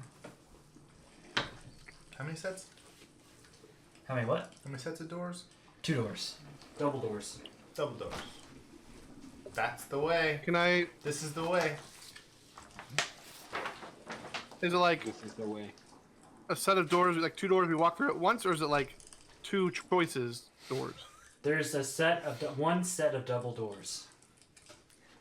Even though when he says So the it like left that, one it's or the still right one? confusing. That's what he It's one set of double doors. One set. One set Double of double doors. No, Yeah. no, 2 doors open up. All right, like let's a go bar. through the Dumbledore. Come on. Before that, I'll take the left one. You take the right one. Okay. They both go to the same place. It doesn't matter. You take the left, I take the right. Whon How big Jick, is you like run through the- the center. is there any space like below, or is there around the seams of the doors? No, just 2 stone doors. Didn't know this was gonna be a Okay. thing. Yeah, no. Is there like, You should have known. would there be like room underneath the door for like, say, I don't know, an insect to get under? No, it's flush. Okay. Targillian's Well, going I'm gonna go through the to left say, one. let's just go. Let's go through here. So My ears have Do I do you push fallen on off it and or do you grown pull back. on it? Wing boy before over here. before that, even as you approach the double doors, Oh my god. suddenly, Always this. you guys love the suddenly. Suddenly. The ground starts to rumble beneath you, and you hear a boom, boom, boom, boom, approaching from the end of the chamber, and appearing from the shadows, a large iron infernal construct wielding a sword steps towards you slowly. Is that the sword?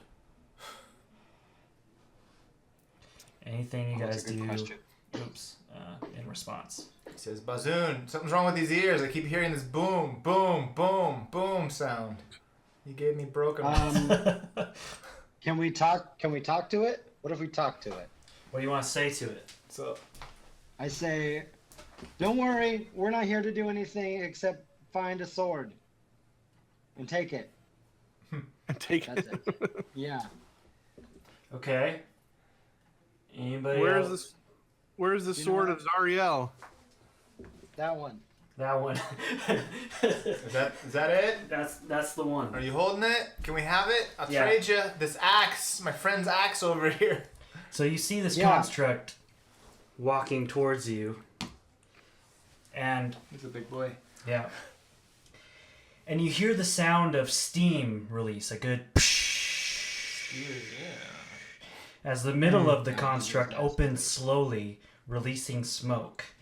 At first, the smoke causes you to cough and avert your eyes, and when the smoke clears, it appears to be a gnome, his face painted with black and red war paint, and a maniacal look on his face, and he says, "Welcome to hell, guys."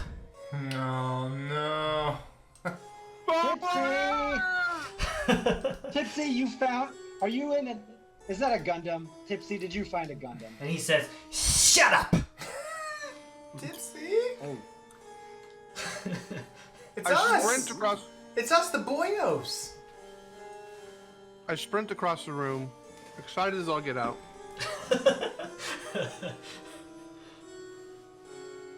Yeah. I run up to Tipsy, and I just fall to my knees. I'm like, I'm so grateful you're still alive-ish. Are you okay? And again, he looks at you all and just says, "Shut up, you miserable pigs!" Oh my god, are you guys miserable pigs? What? I'm just like, I'm so sorry, Tip. I'm so sorry. I'll be quiet. And he says, "Good, because I got something to say." And he says, "All I've ever wanted was a life of adventure, and all you guys ever did was leave me for dead. But now, this is my chance for revenge. So I sold my Pretty sure soul." that's not how it went. That's your interpretation. So he says, "So I sold my soul to Asmodeus to bring you all here, knowing you could never resist an opportunity for a quest. And now I will make you all my slaves." Poor Tipsy Bongwater. More than anything, Tipsy Bongwater wanted to live a life of adventure. So much so that this caught the attention of Asmodeus himself. Each time Tipsy died, he was visited by an imp, a messenger of Asmodeus, and made a deal, a piece of his soul to return to his companions. Tipsy, unable to resist, eagerly agreed. 3 times he died, each time giving up a piece of his soul, till finally there was only a small piece left. After the 4th time he died, he made one final bargain with the Lord of the 9 Hells, the final piece of his soul, in order to bring back the Forgotten so that Tipsy could exact his revenge. Thus we meet a soulless, vengeful Tipsy Bongwater.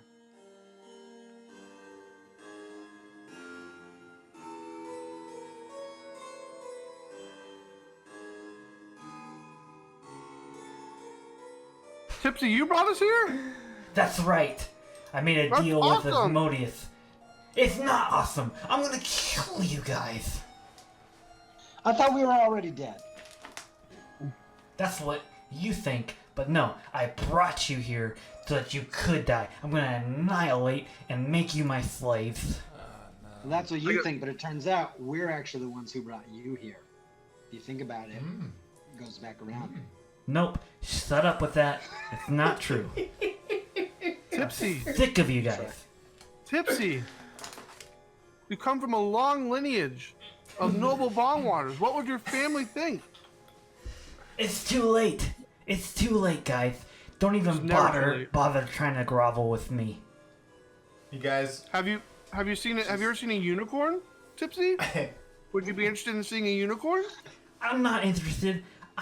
Guys, What's up, man? You can talk to us. We're your friends. I told you I'm here to kill you, okay? Yeah, So I just like like you said that. stop it and let's just get on with this thing already. Tipsy, Yeah, we know but the way out, man. You can come with us. Yeah, What we'll the- get out of here. There is no way out for me, guys. I told you, I sold my soul to Asmodeus, and I'm gonna kill you. So, Tipsy, we can buy it back, man. I'm sure it's not Yeah. that much. We'll go talk to this asthma guy. Woo Dam's got tons of money. Oh yeah. Look, your he's money's no flush good, with guys. cash. Oh my gosh, guys, your money's no good here. Okay, I already told you. Oh, coins. We need soul coins, Tipsy. We know about those. We learned about those. I have a question. Okay, I I have did- a question. Yeah, go. I have a question. Tipsy. Hey, Tipsy. Yes. Can I have a ride in your mech suit next? Can I go next? No, guys. See, even I send you to hell, and I'm in a suit, and you still don't take me seriously. It's such a nice vacation we had. I mean, the toenails were gross, but the ride in the war machine was pretty fun. Can I try to sneak around them while they're chatting with Tipsy? Yeah, you can make a stealth check. Okay. Good. I'm decent at that.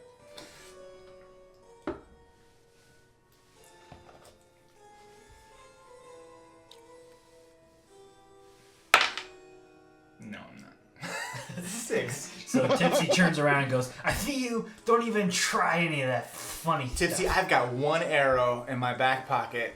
I know that's all it takes. You see the suit? Did you see the suit? But you're not in the suit, dog. I am in the suit. I I can just see your opened up a face. piece, and that's it. But I'm still in the suit. Are you gonna let us buy, or is this gonna get the... Is this gonna get weird? I think it's gonna get weird. I walk over to Whon Jick and I put my hand on Juan's shoulder and I'm like, he's demonized. We have to cut off his head. Oh my god. Yeah. How about you guys make investigation checks really quick? Okay. I have none investigation. Here's one.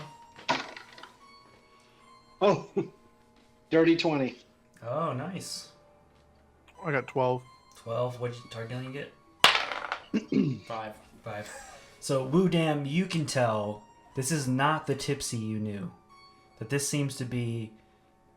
That the Tipsy you knew is dead and gone, for sure.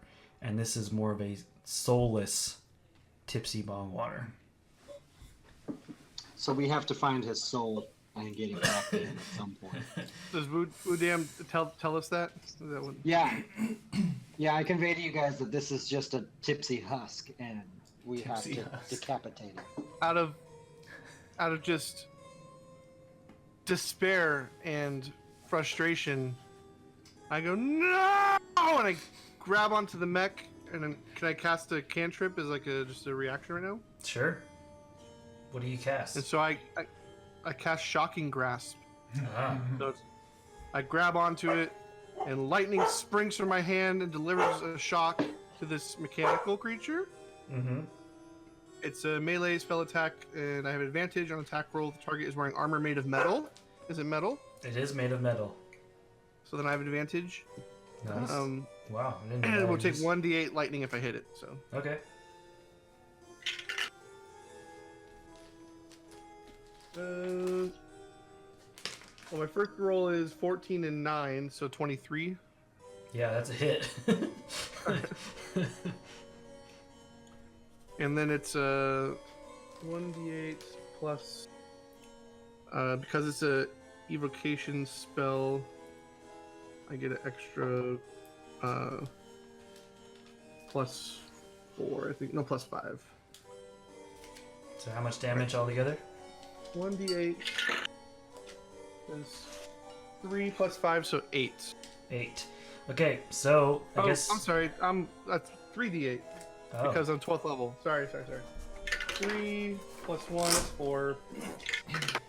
Plus 8. So 4 and 8 is 12 plus 5 is 17.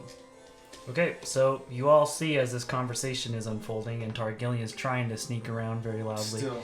Um, Guys, crank, crank, crank. Udam places his hands on the bottom of this construct and strikes a lightning spell, which causes some damage. And what you see is then Tipsy, the the opening that opened earlier slams shut, and you hear, "Prepare to die." Oh my god. Now roll initiative. What happened to your list, Tipsy? Roll I say, initiative. don't worry, Tipsy, we will lay you to rest. I'm getting rid of this.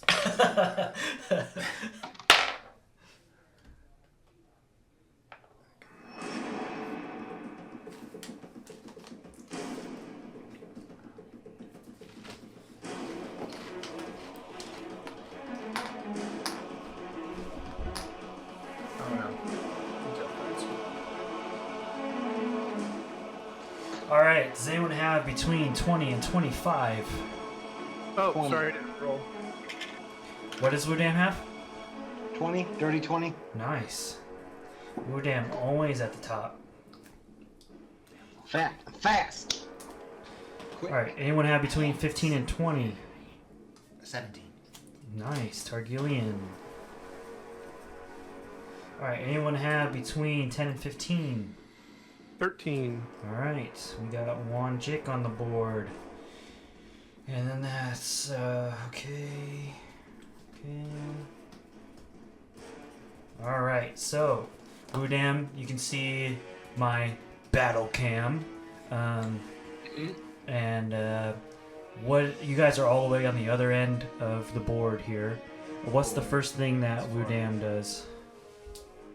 How far away from him am I?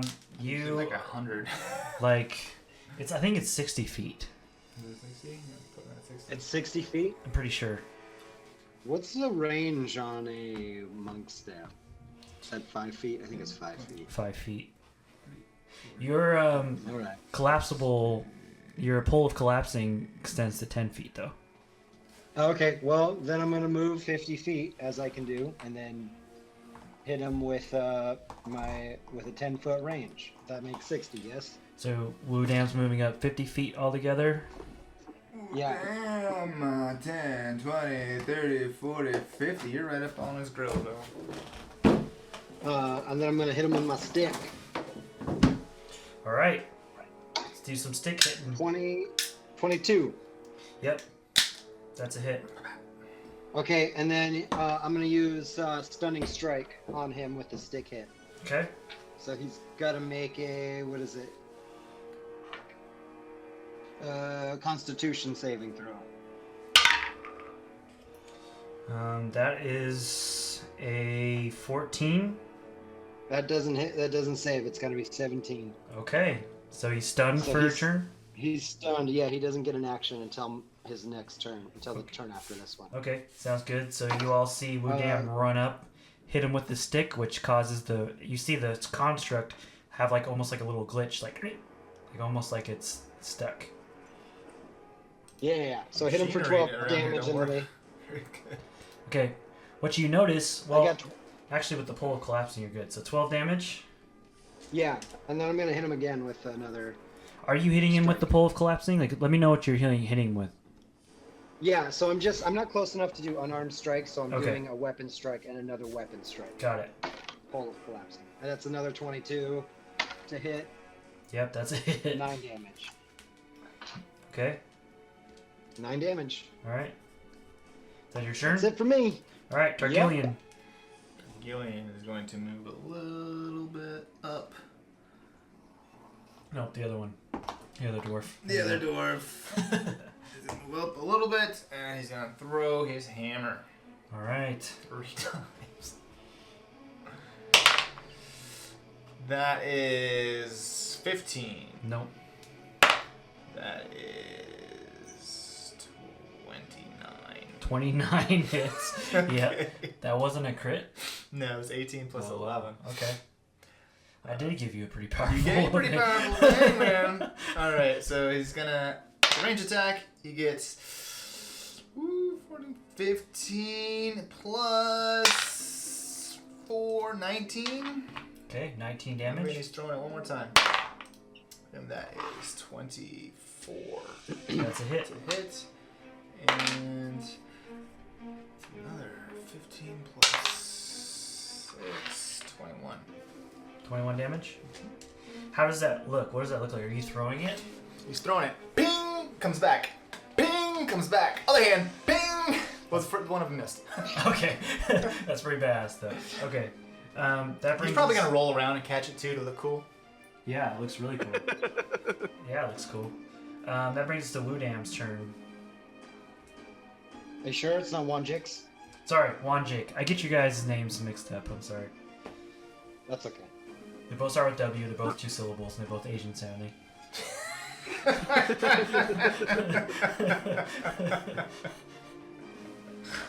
So I move up about 25 feet. Okay.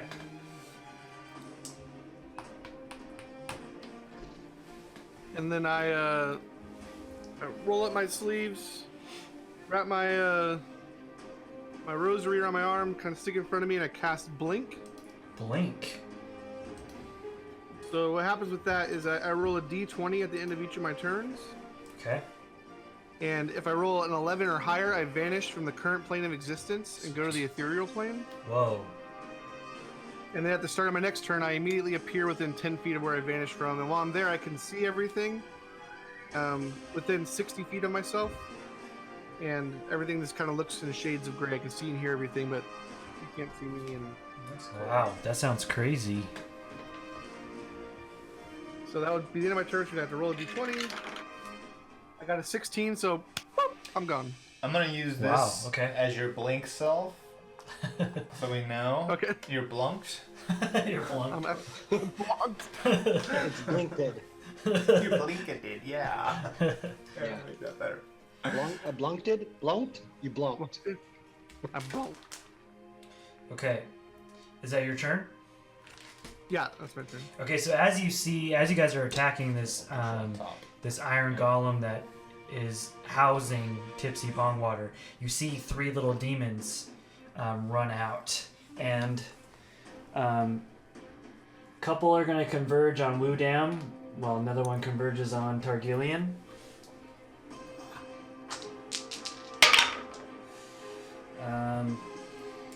So one of them definitely misses, but the other 2, Wudam does a, let's see where it is, does a 20 hit. Yeah, it just hits though.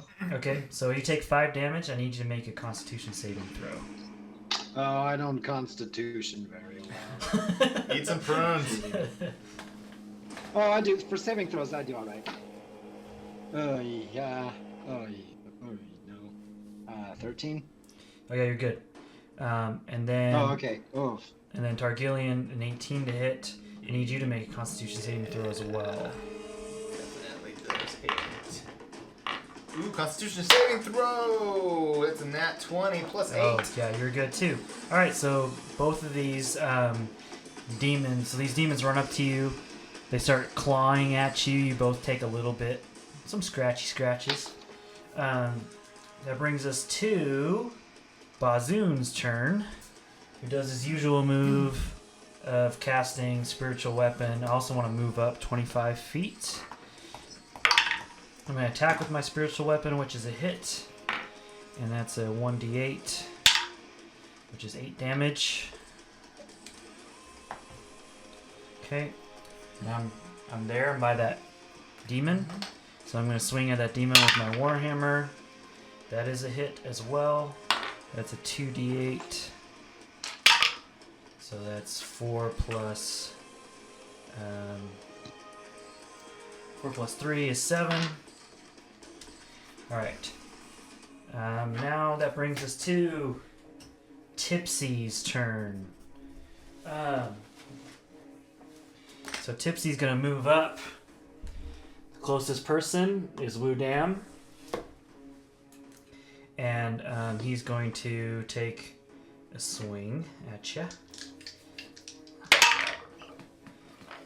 That's a 14 plus 13 to hit. Good. And that's an 18 plus 13 to hit, or an 8 plus 13 to hit. So I believe those both hit. Yeah.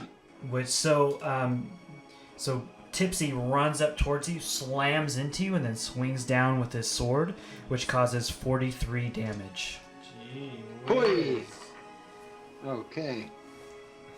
Oh wait, I'm like wait, half. he was stunned. right? Oh yeah, he was stunned. So I Yeah, take he that all did back. good. He doesn't move, doesn't do anything. He's stuck. My bad. Alright, that brings us to Wudam's turn. Okay. I'm gonna hit him. I'm gonna hit him with my halberd. I'm gonna put my staff away. Bloop, bloop, bloop, bloop. Okay. And then halberd. For 28. 28's a hit. Yeah. And what then are I'm you, gonna do you're another. attacking with your halberd? Yeah. Okay. And that's gonna be another stunning strike. So he has to make another Constitution of 17, a saving throw. That's so high. You rolled a natural 20 though. Oh, okay. All right. Man. He takes 16 damage from that halberd. Okay, but you notice as you hit with the halberd, it doesn't seem to work as well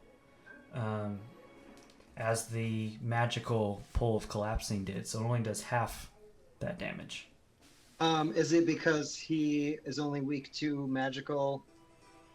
How about you make an investigation check? All of my attacks are magical at 10th level. Are they?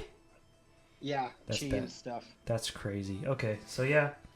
All right. Well, yeah. Okay. I knew I should have made you guys 9th level. All right. So he takes full damage. Blah blah blah. Okay. Then I'm gonna hit him with my halberd again. Fucking monks. 29 29's a to hit. hit. Yep. That is 5, 11 damage on that one. Okay. And then I'm gonna do flurry of blows. I have to burn another key point. Uh-huh. Key point. I'm gonna use my inspiration because I rolled a natural 1. Okay. It's probably a Burn good idea. inspiration. Yeah. 21 Yep. to hit. That's a hit. Man, Wudam's back at it. You were kind of not doing so great last game. Wudam's back. No. 18 more damage. Wow. So you all see Wudam just go nuts Blurry on of Tipsy. Just awesomeness. yeah, you just see like an anime where it's just like a big blur of like arms going crazy. Yeah. It's like a Dragon Ball Z fight. Yeah, and there's like a ton of damage being done. Which brings us to Targillian's turn. Alright, he's gonna swat at this demon with the two-handed strike for one of his hits. That's not good. 14. Okay. 14 does not hit. He's going to reel back the other way, swing back again, two-handed. That should do it. 20. Yep, 20 hits. And what are you attacking with? Attacking with my hammer, two-handed, Okay. and I hit with a D10. 11 damage. Okay. Again, with the same thing. It doesn't seem to do as much damage as your last weapon. It's the same weapon. Oh, it is? It's a Dwarven thrower. Oh, so you're not throwing But I'm not it, you're just throwing swinging it. it. Gotcha. I'm just holding okay. it two-handed. Gotcha. Never mind. And if it's not dead, he's going to swing at it again. Okay. 19. Yep, 19 does not hit. Oh, Targillian roars in. I think you found the threshold, though. If 19 doesn't hit, but 20 does. Alright, that brings us to... Is that the end of your turn? Yes. Whon Jick? Right. I blip back into existence. Okay. Where at? Same 10 feet in front of me, I guess. 10 feet where I was. And I'm still just angry. Yeah, the Tipsy you once knew and loved is dead. So despite the fact that this may put Wudam in peril, I have confidence in his dexterity abilities. It's fine. You go for it. I hear a fireball coming on. Yep, I cast a level 4 fireball. Oh, no.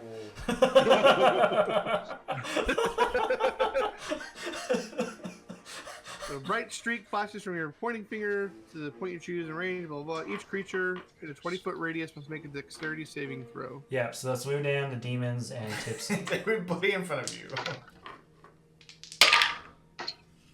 What's the DC on that? Oh, 17.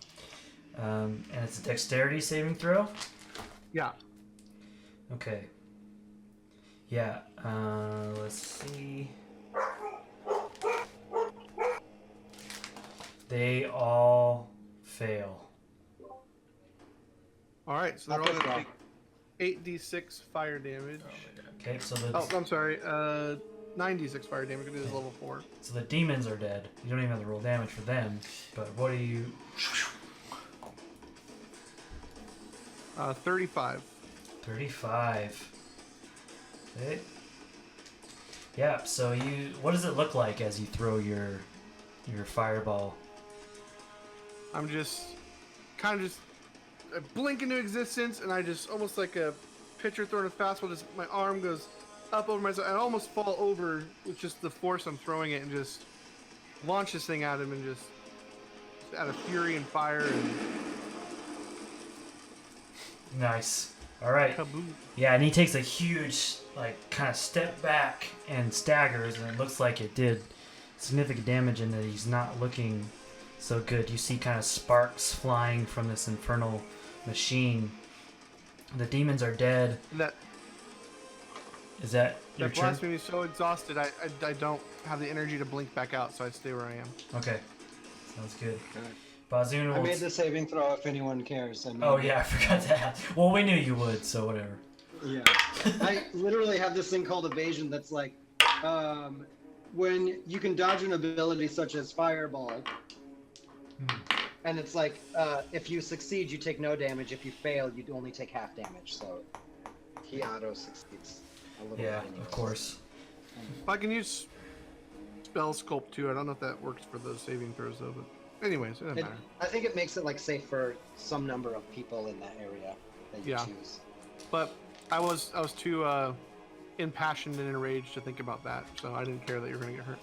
That's fine, that was fine. I didn't really. Okay, Bazoon runs up to Wudam and casts Cure Wounds, and that'll be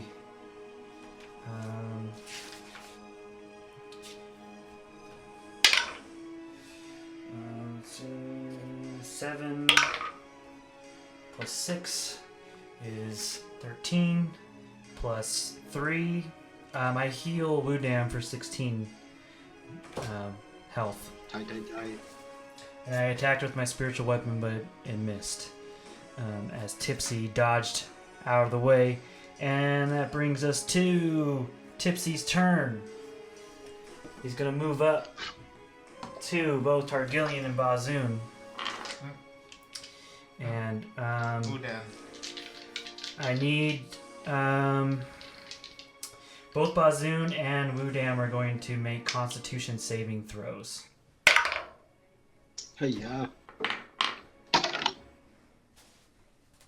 12. Okay. Sorry, buddy. That's all right. You do what you do. So you all see Tipsy. He leans back and exhales as this poisonous gas shoots out in a 15-foot cube. Doesn't seem to affect Bazoon, especially since he's a dwarf. But Wudam, you take 45 poison damage. Hold on, I might be immune to poison. Yeah, dwarves are. I know that. Key evasion, stillness of mind. Effect on yourself.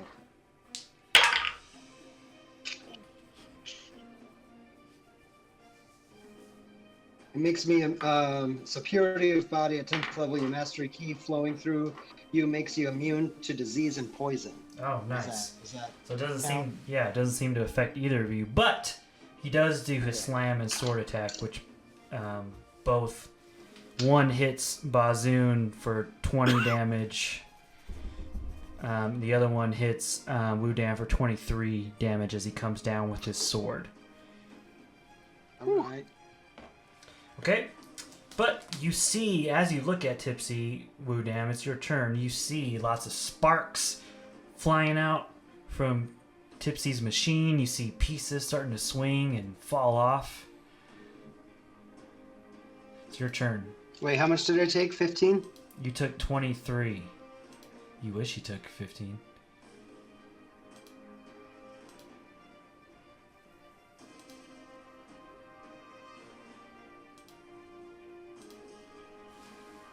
Is it my turn? Yep.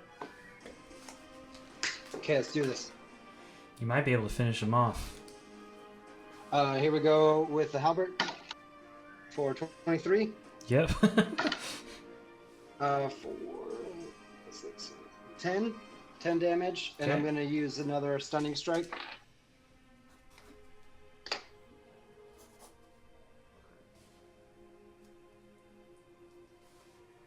He's going to make a constitution saving throw of 17. He is successful. Okay. And then I'm going to hit him again with the halberd for 13. How much? 13 to hit. Nope. That's a miss. Okay, and then I'm going to do my unarmed strike. Oh, that's a natural 20. Oh, all right. You did your unarmed strike, so what's full damage plus your roll? Full damage is D4 plus 8, so 16, 30, 32. Oh my gosh. Right? Because it's two. A flurry of blows is 2 unarmed strikes, right? Yeah. So, how about you tell me how you want to finish off Tipsy Bongwater in his Gundam suit?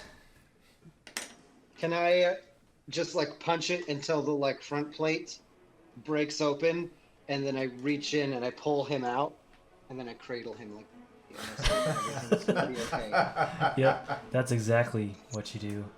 You all see Wudam run up, give a flurry of blows, take one final punch, which breaks the exterior opening that Tipsy first appeared in, and Wudam takes him out and cradles him like a little baby.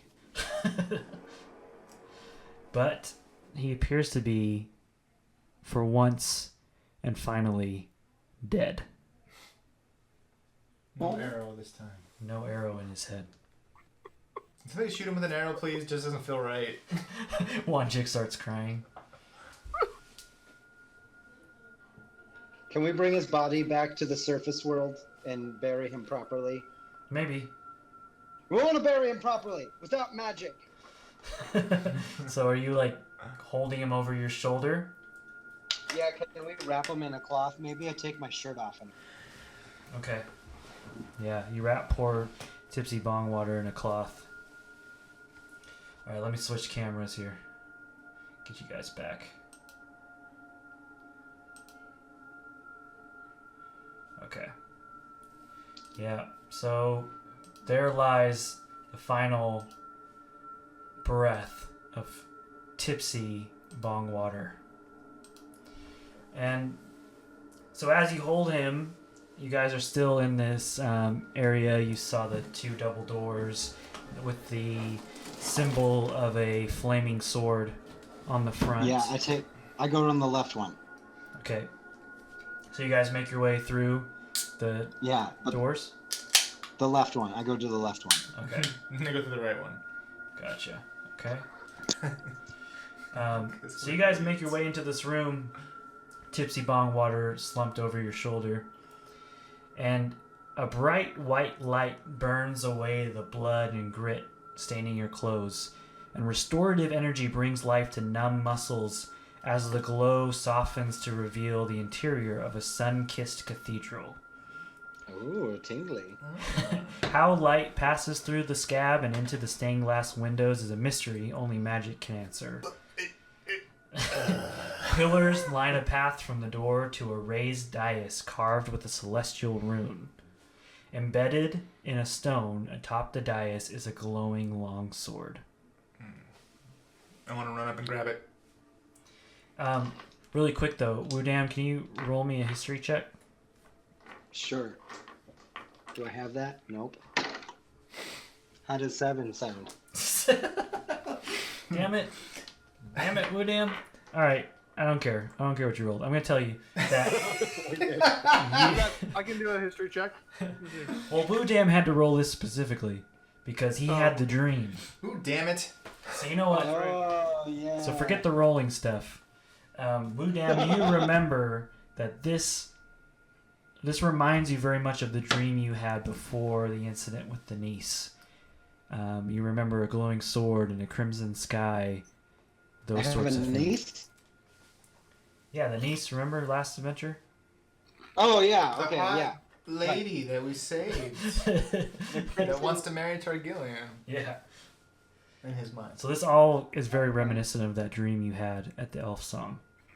Okay, I think I just store that away. I don't know if I say anything. Okay. And I just kind of... Yeah, that's fair. Okay. So yeah, Targillian runs up and grabs the sword. Before I grab it, does anybody have any weird dreams they want to tell me about before I grab this? Just checking. All right then. And he starts yanking on it, like Arthur style, Sword of the Stone style. Okay. Yeah, so you take the sword in your hand and it easily pulls out from the stone. Oh, that was easy. But you suddenly feel as though the sword knows you. You can feel it running through your memories, analyzing them. Every good deed, every mistake, Oh no. every fear, every word, and you begin to convulse. Maybe it knows where I hid my money. You begin to convulse as the sword glows brighter and brighter. And then suddenly you snap out of it. All right then. That was I say weird. that looks fun. I want to go next. Yeah, here. Looks like Try a good it. time. Try it out. It's like a jackhammer. I try it. So you hand the sword to Yeah, everybody? yeah, that's awesome, man. Same thing. You get it seems like it knows you, knows everything about you, every secret, every fear. You start to convulse a little bit, and then you're okay. Bazoon, you want in on this? Better than a cup of Bazoon's coffee. like, no. You want to hit this, dog? I'm good. All right, how about you, Whon Jick? I know Everybody's better. doing No, I'm good. I pass it back to Targillian so he can go again. Sweet. It doesn't seem to happen the second time. Aw, though. man. It's like this a is one, fun. one and done. All right, let's go. Okay. So you take the Hey, I have a sword. question. I have a question for Balzoon. Okay. Is this is the sword we're supposed to take to Colonel Bubbles or whatever, right? Colonel Bubbles. Yeah, this is. Well, it seems to be the sword. Here, hold on. Let me see if Okay. my character knows. Yeah. My character is not completely sure, but thinks that Is it there? probably is. So can he hold this sword if it's like a holy sword, or is it gonna kill him? It seems like Targillian is okay holding it. It did search his thoughts. He means general, don't you? Oh, General Bullboil? I say we toss it to him when we get out there, and don't give him any time to respond. Yeah, how about you give me a religion check? Oh no. Yeah, who's good at that? Or if anybody else wants to do a religion check, Bazoon could do a religion check. Yeah, that sounds like a 15. better idea. 15? I actually have +5 in religion. Oh, where'd that come from? Yeah, well, I have +6, so whatever. I don't even know what religion is. Yeah, so you, Wudam and Bazoon conversing with each other says, I don't know. I feel like if he took this sword, the way that it interacted with you two, knowing your every thought and deed, I'm not so sure it would go over very well with General Bullboil. Should we Well, I'm okay with that because I was gonna have you bless it some kind of way to like booby trap it for him, but Oh, it might work anyways. very I dark. think it's already for an blessed.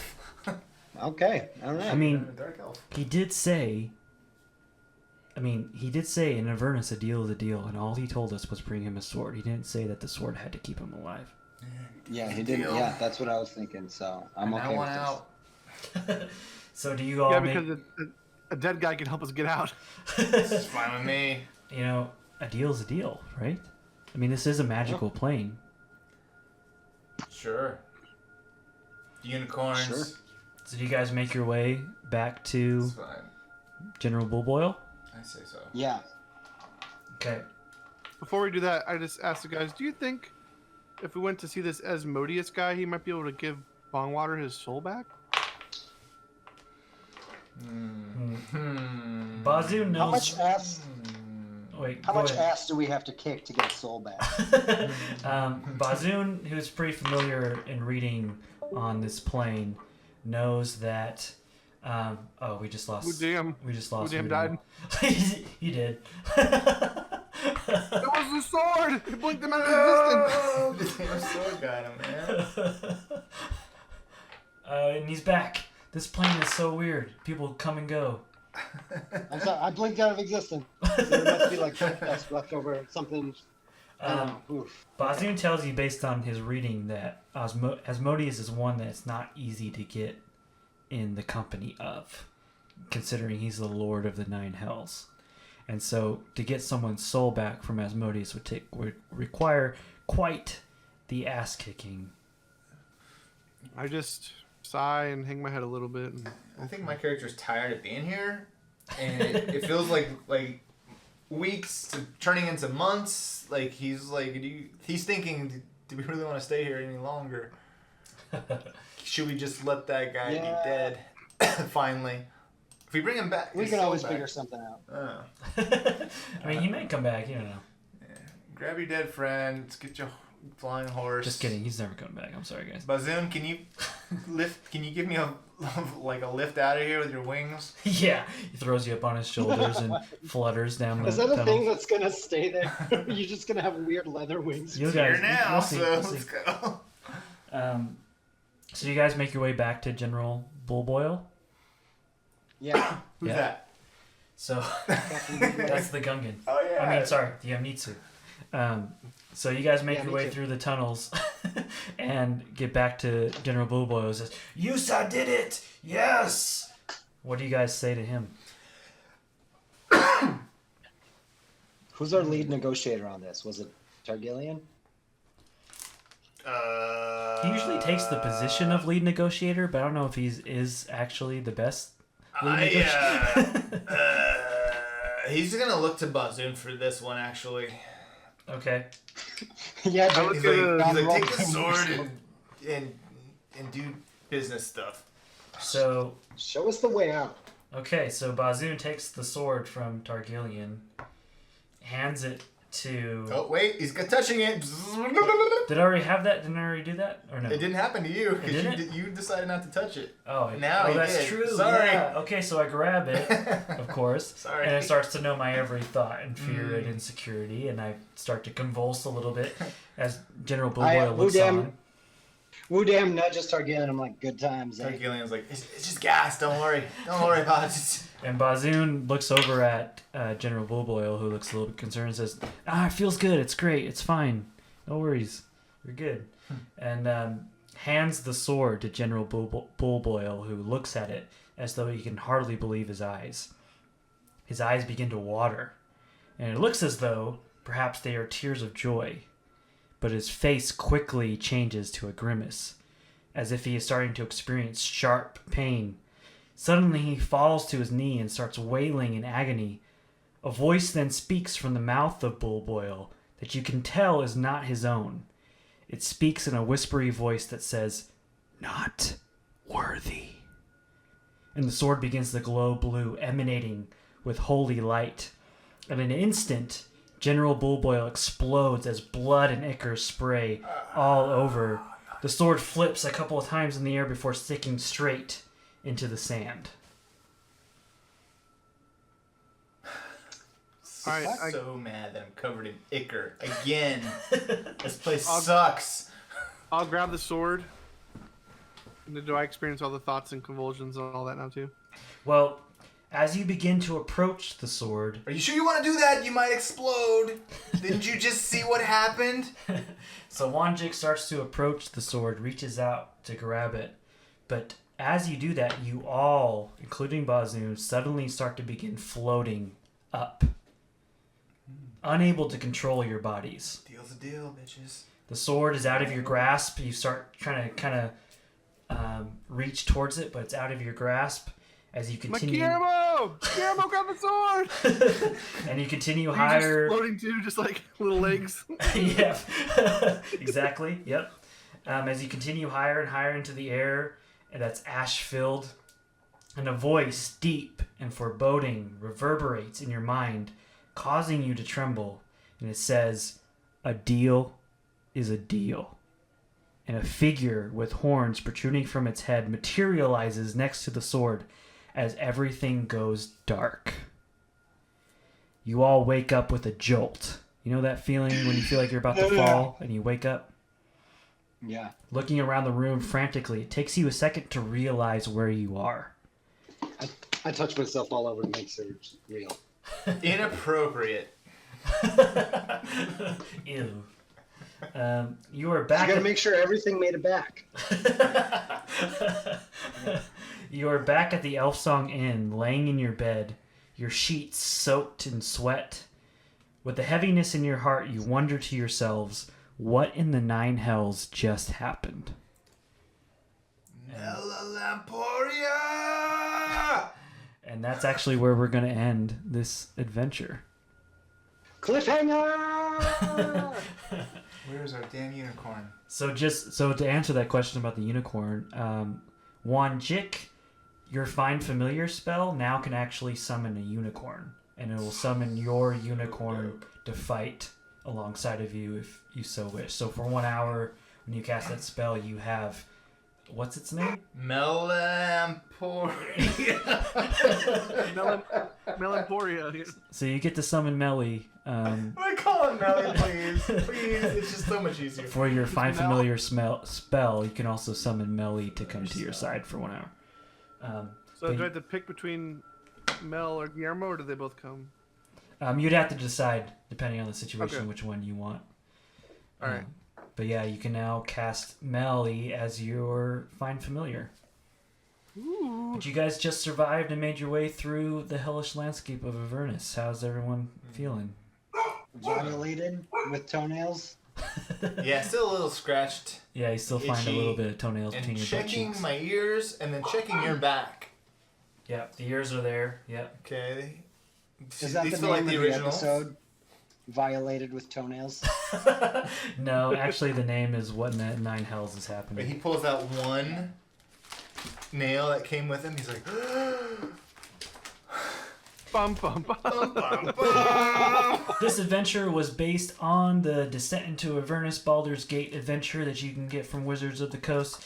Also, Soundscape brought to you by Sirenscape.com. Go to Sirenscape.com and you can receive 6 free Soundscapes when you sign up for Sirenscape. 6 free Sirenscape.com. soundscapes? Yep, and actually use most of those soundscapes in our actual adventures. Shout out to VZ Arcana for listening and commenting. Thanks for VZ. being a fan of the show.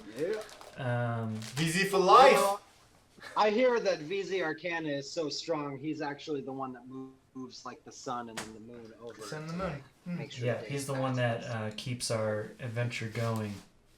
He moves the Should bowels have of my named heart. the unicorn VZ. Yeah, VZ. Oh man. Oh, that's a Yeah, great something. idea. You have the power to change that. Yeah. All right, Sure we'll do pet. it. VZ. VZ the unicorn. Yeah, no, it's cool because I do this mostly for myself and us, but I post it in case anybody happens to listen, and he listens to every single one and comments, and I really appreciate that, whoever you are. So thank you. Yeah, Um, you're a great person. Any last things before we wrap up tonight's session? Oh, are we building a guild hall or something? I feel Almost. Like I spent all my money. Almost there. I can't find my money. If you guys want to save up your money, there are plans for. I may or may not have already drawn out the blueprints for our guild hall. just, I've seen them. just waiting for the adventure in which that takes place. Okay. Are we gonna have to hire like a chef or a barkeep or something? I That feel would like be that would be awesome. fun. We will have to figure all that stuff out, so be thinking about what you want to do. Okay. I think I want to be the waiter. Are we opening up? Well, Wudam would make a great waiter. That'd be great. It's got I mean, good balance. So we did for the sake of time. I mean, we still have a few minutes. I skipped kind of what we usually do at the beginning to see if there was anyone made any purchases or anything that their character was. So between the last adventure and this adventure, you were probably in Baldur's Gate for a few days enjoying the amenities that are there. Anything your characters were doing in the meantime, Bazoon for sure was checking out libraries and rare books while he was there. Given its proximity to the Fortress Candlekeep, there's a lot of rare books that come through Baldur's Gate, so Bazoon is like in Disneyland being in Baldur's Gate. Wu was just, he was trying to cut down on the beer and working out every day. Because, he was at a monastery for forever, was in great shape, got out of a monastery, learned about beer and candy, and then put on some weight. And so that was it. All right, I got to burn this off. We got to get realistic here. Yeah, it's no good. Well, Whon was exhilarated from their first outing together, but realized that this was going to be a dangerous group to probably hang out with more. So he went on a little bit of a weapons and armor shopping spree. Nice. Okay. And picked up a breastplate and a shield and Good. a new light crossbow, and a bunch of bolts. So Whon Jick sounds scary, man. Like something from my nightmares. This little tiny creature in full armor and tattoos throwing fireballs. Yeah, your character is very frightening. It's awesome. Targillian spent the time not drinking because he was desperately trying to find the money he buried. And I want to say he found like a sixth of it. He had a lot of money, but he had nothing to do with He it. buried it in multiple places. He buried it. Of course, he's a dwarf. He's not gonna put it all in one spot. He put it in different spots, and then he forgot where he put it, and then he went back and he found like some of it, but most of it, he's still like, damn it. Was it over here? Was it the tree to the left or the red tree to the right? Because he was drinking when he buried it. His money. Yeah. Oh no! He went out and buried all his money in different holes. And I'm thinking he's considering getting a shield now that he has his dwarven thrower. Because before he was using two-handed weapons. Or he was using one weapon in each hand, and he can use two hands on his dwarven thrower to make a little bit more damage, but it's almost not worth it. And Dwarven Throw is pretty cool. I think he's probably gonna get a shield next time. Okay. Yeah, just as some table talk, some background before I get to Wudam really quick. So basically, Tipsy, the reason why he kept coming back to life was because he was so set on a life of adventure that every time he died, Asmodeus knew how desperately he wanted a life of adventure. Every time he died, an imp appeared next to Tipsy and made a deal. Give me part of your soul, and I'll send you back. So he did that, the good 4 times that he died. And slowly his soul started to be lessened and lessened over time to the point where there was a last chance. He sold the rest of his soul to bring you all to Avernus to finally exact his revenge, which of course didn't work out. You should have just got a helmet, man. Chainmail. Could have saved a lot of time with just the helmet, everybody. Yeah. Just duck, bro. Anything Wudam did while in Baldur's Gate? Nope, just the exercising, and I feel is the monastery that I came from around Baldur's Gate? I don't know. It's a great question. Where do you think it? In Eastern. I mean, I don't know what your backstory looks like, but Eastern Faerun tends to be more the Asian-looking culture. Is that what your aesthetic is? Not necessarily. Okay, so Baldur's Gate is more of a riverish city, but it's more along the coast. So do you feel like? Okay, so probably no. I think it's more inland than it is. All right, so it's probably not super. It is close to Bazoon's monastery. Okay. Bazoon's was shortly south of Candlekeep, which Candlekeep is south of Baldur's Gate. So yeah, you're probably far from home still. Okay. character. All right, guys, I gotta I'm go. gonna say Icewind Dale. All right. That's the only thing I Thanks, Kyle. Bye. It was a lot of Thanks for fun. Being Bye. awesome. I'll see ya. Namaste.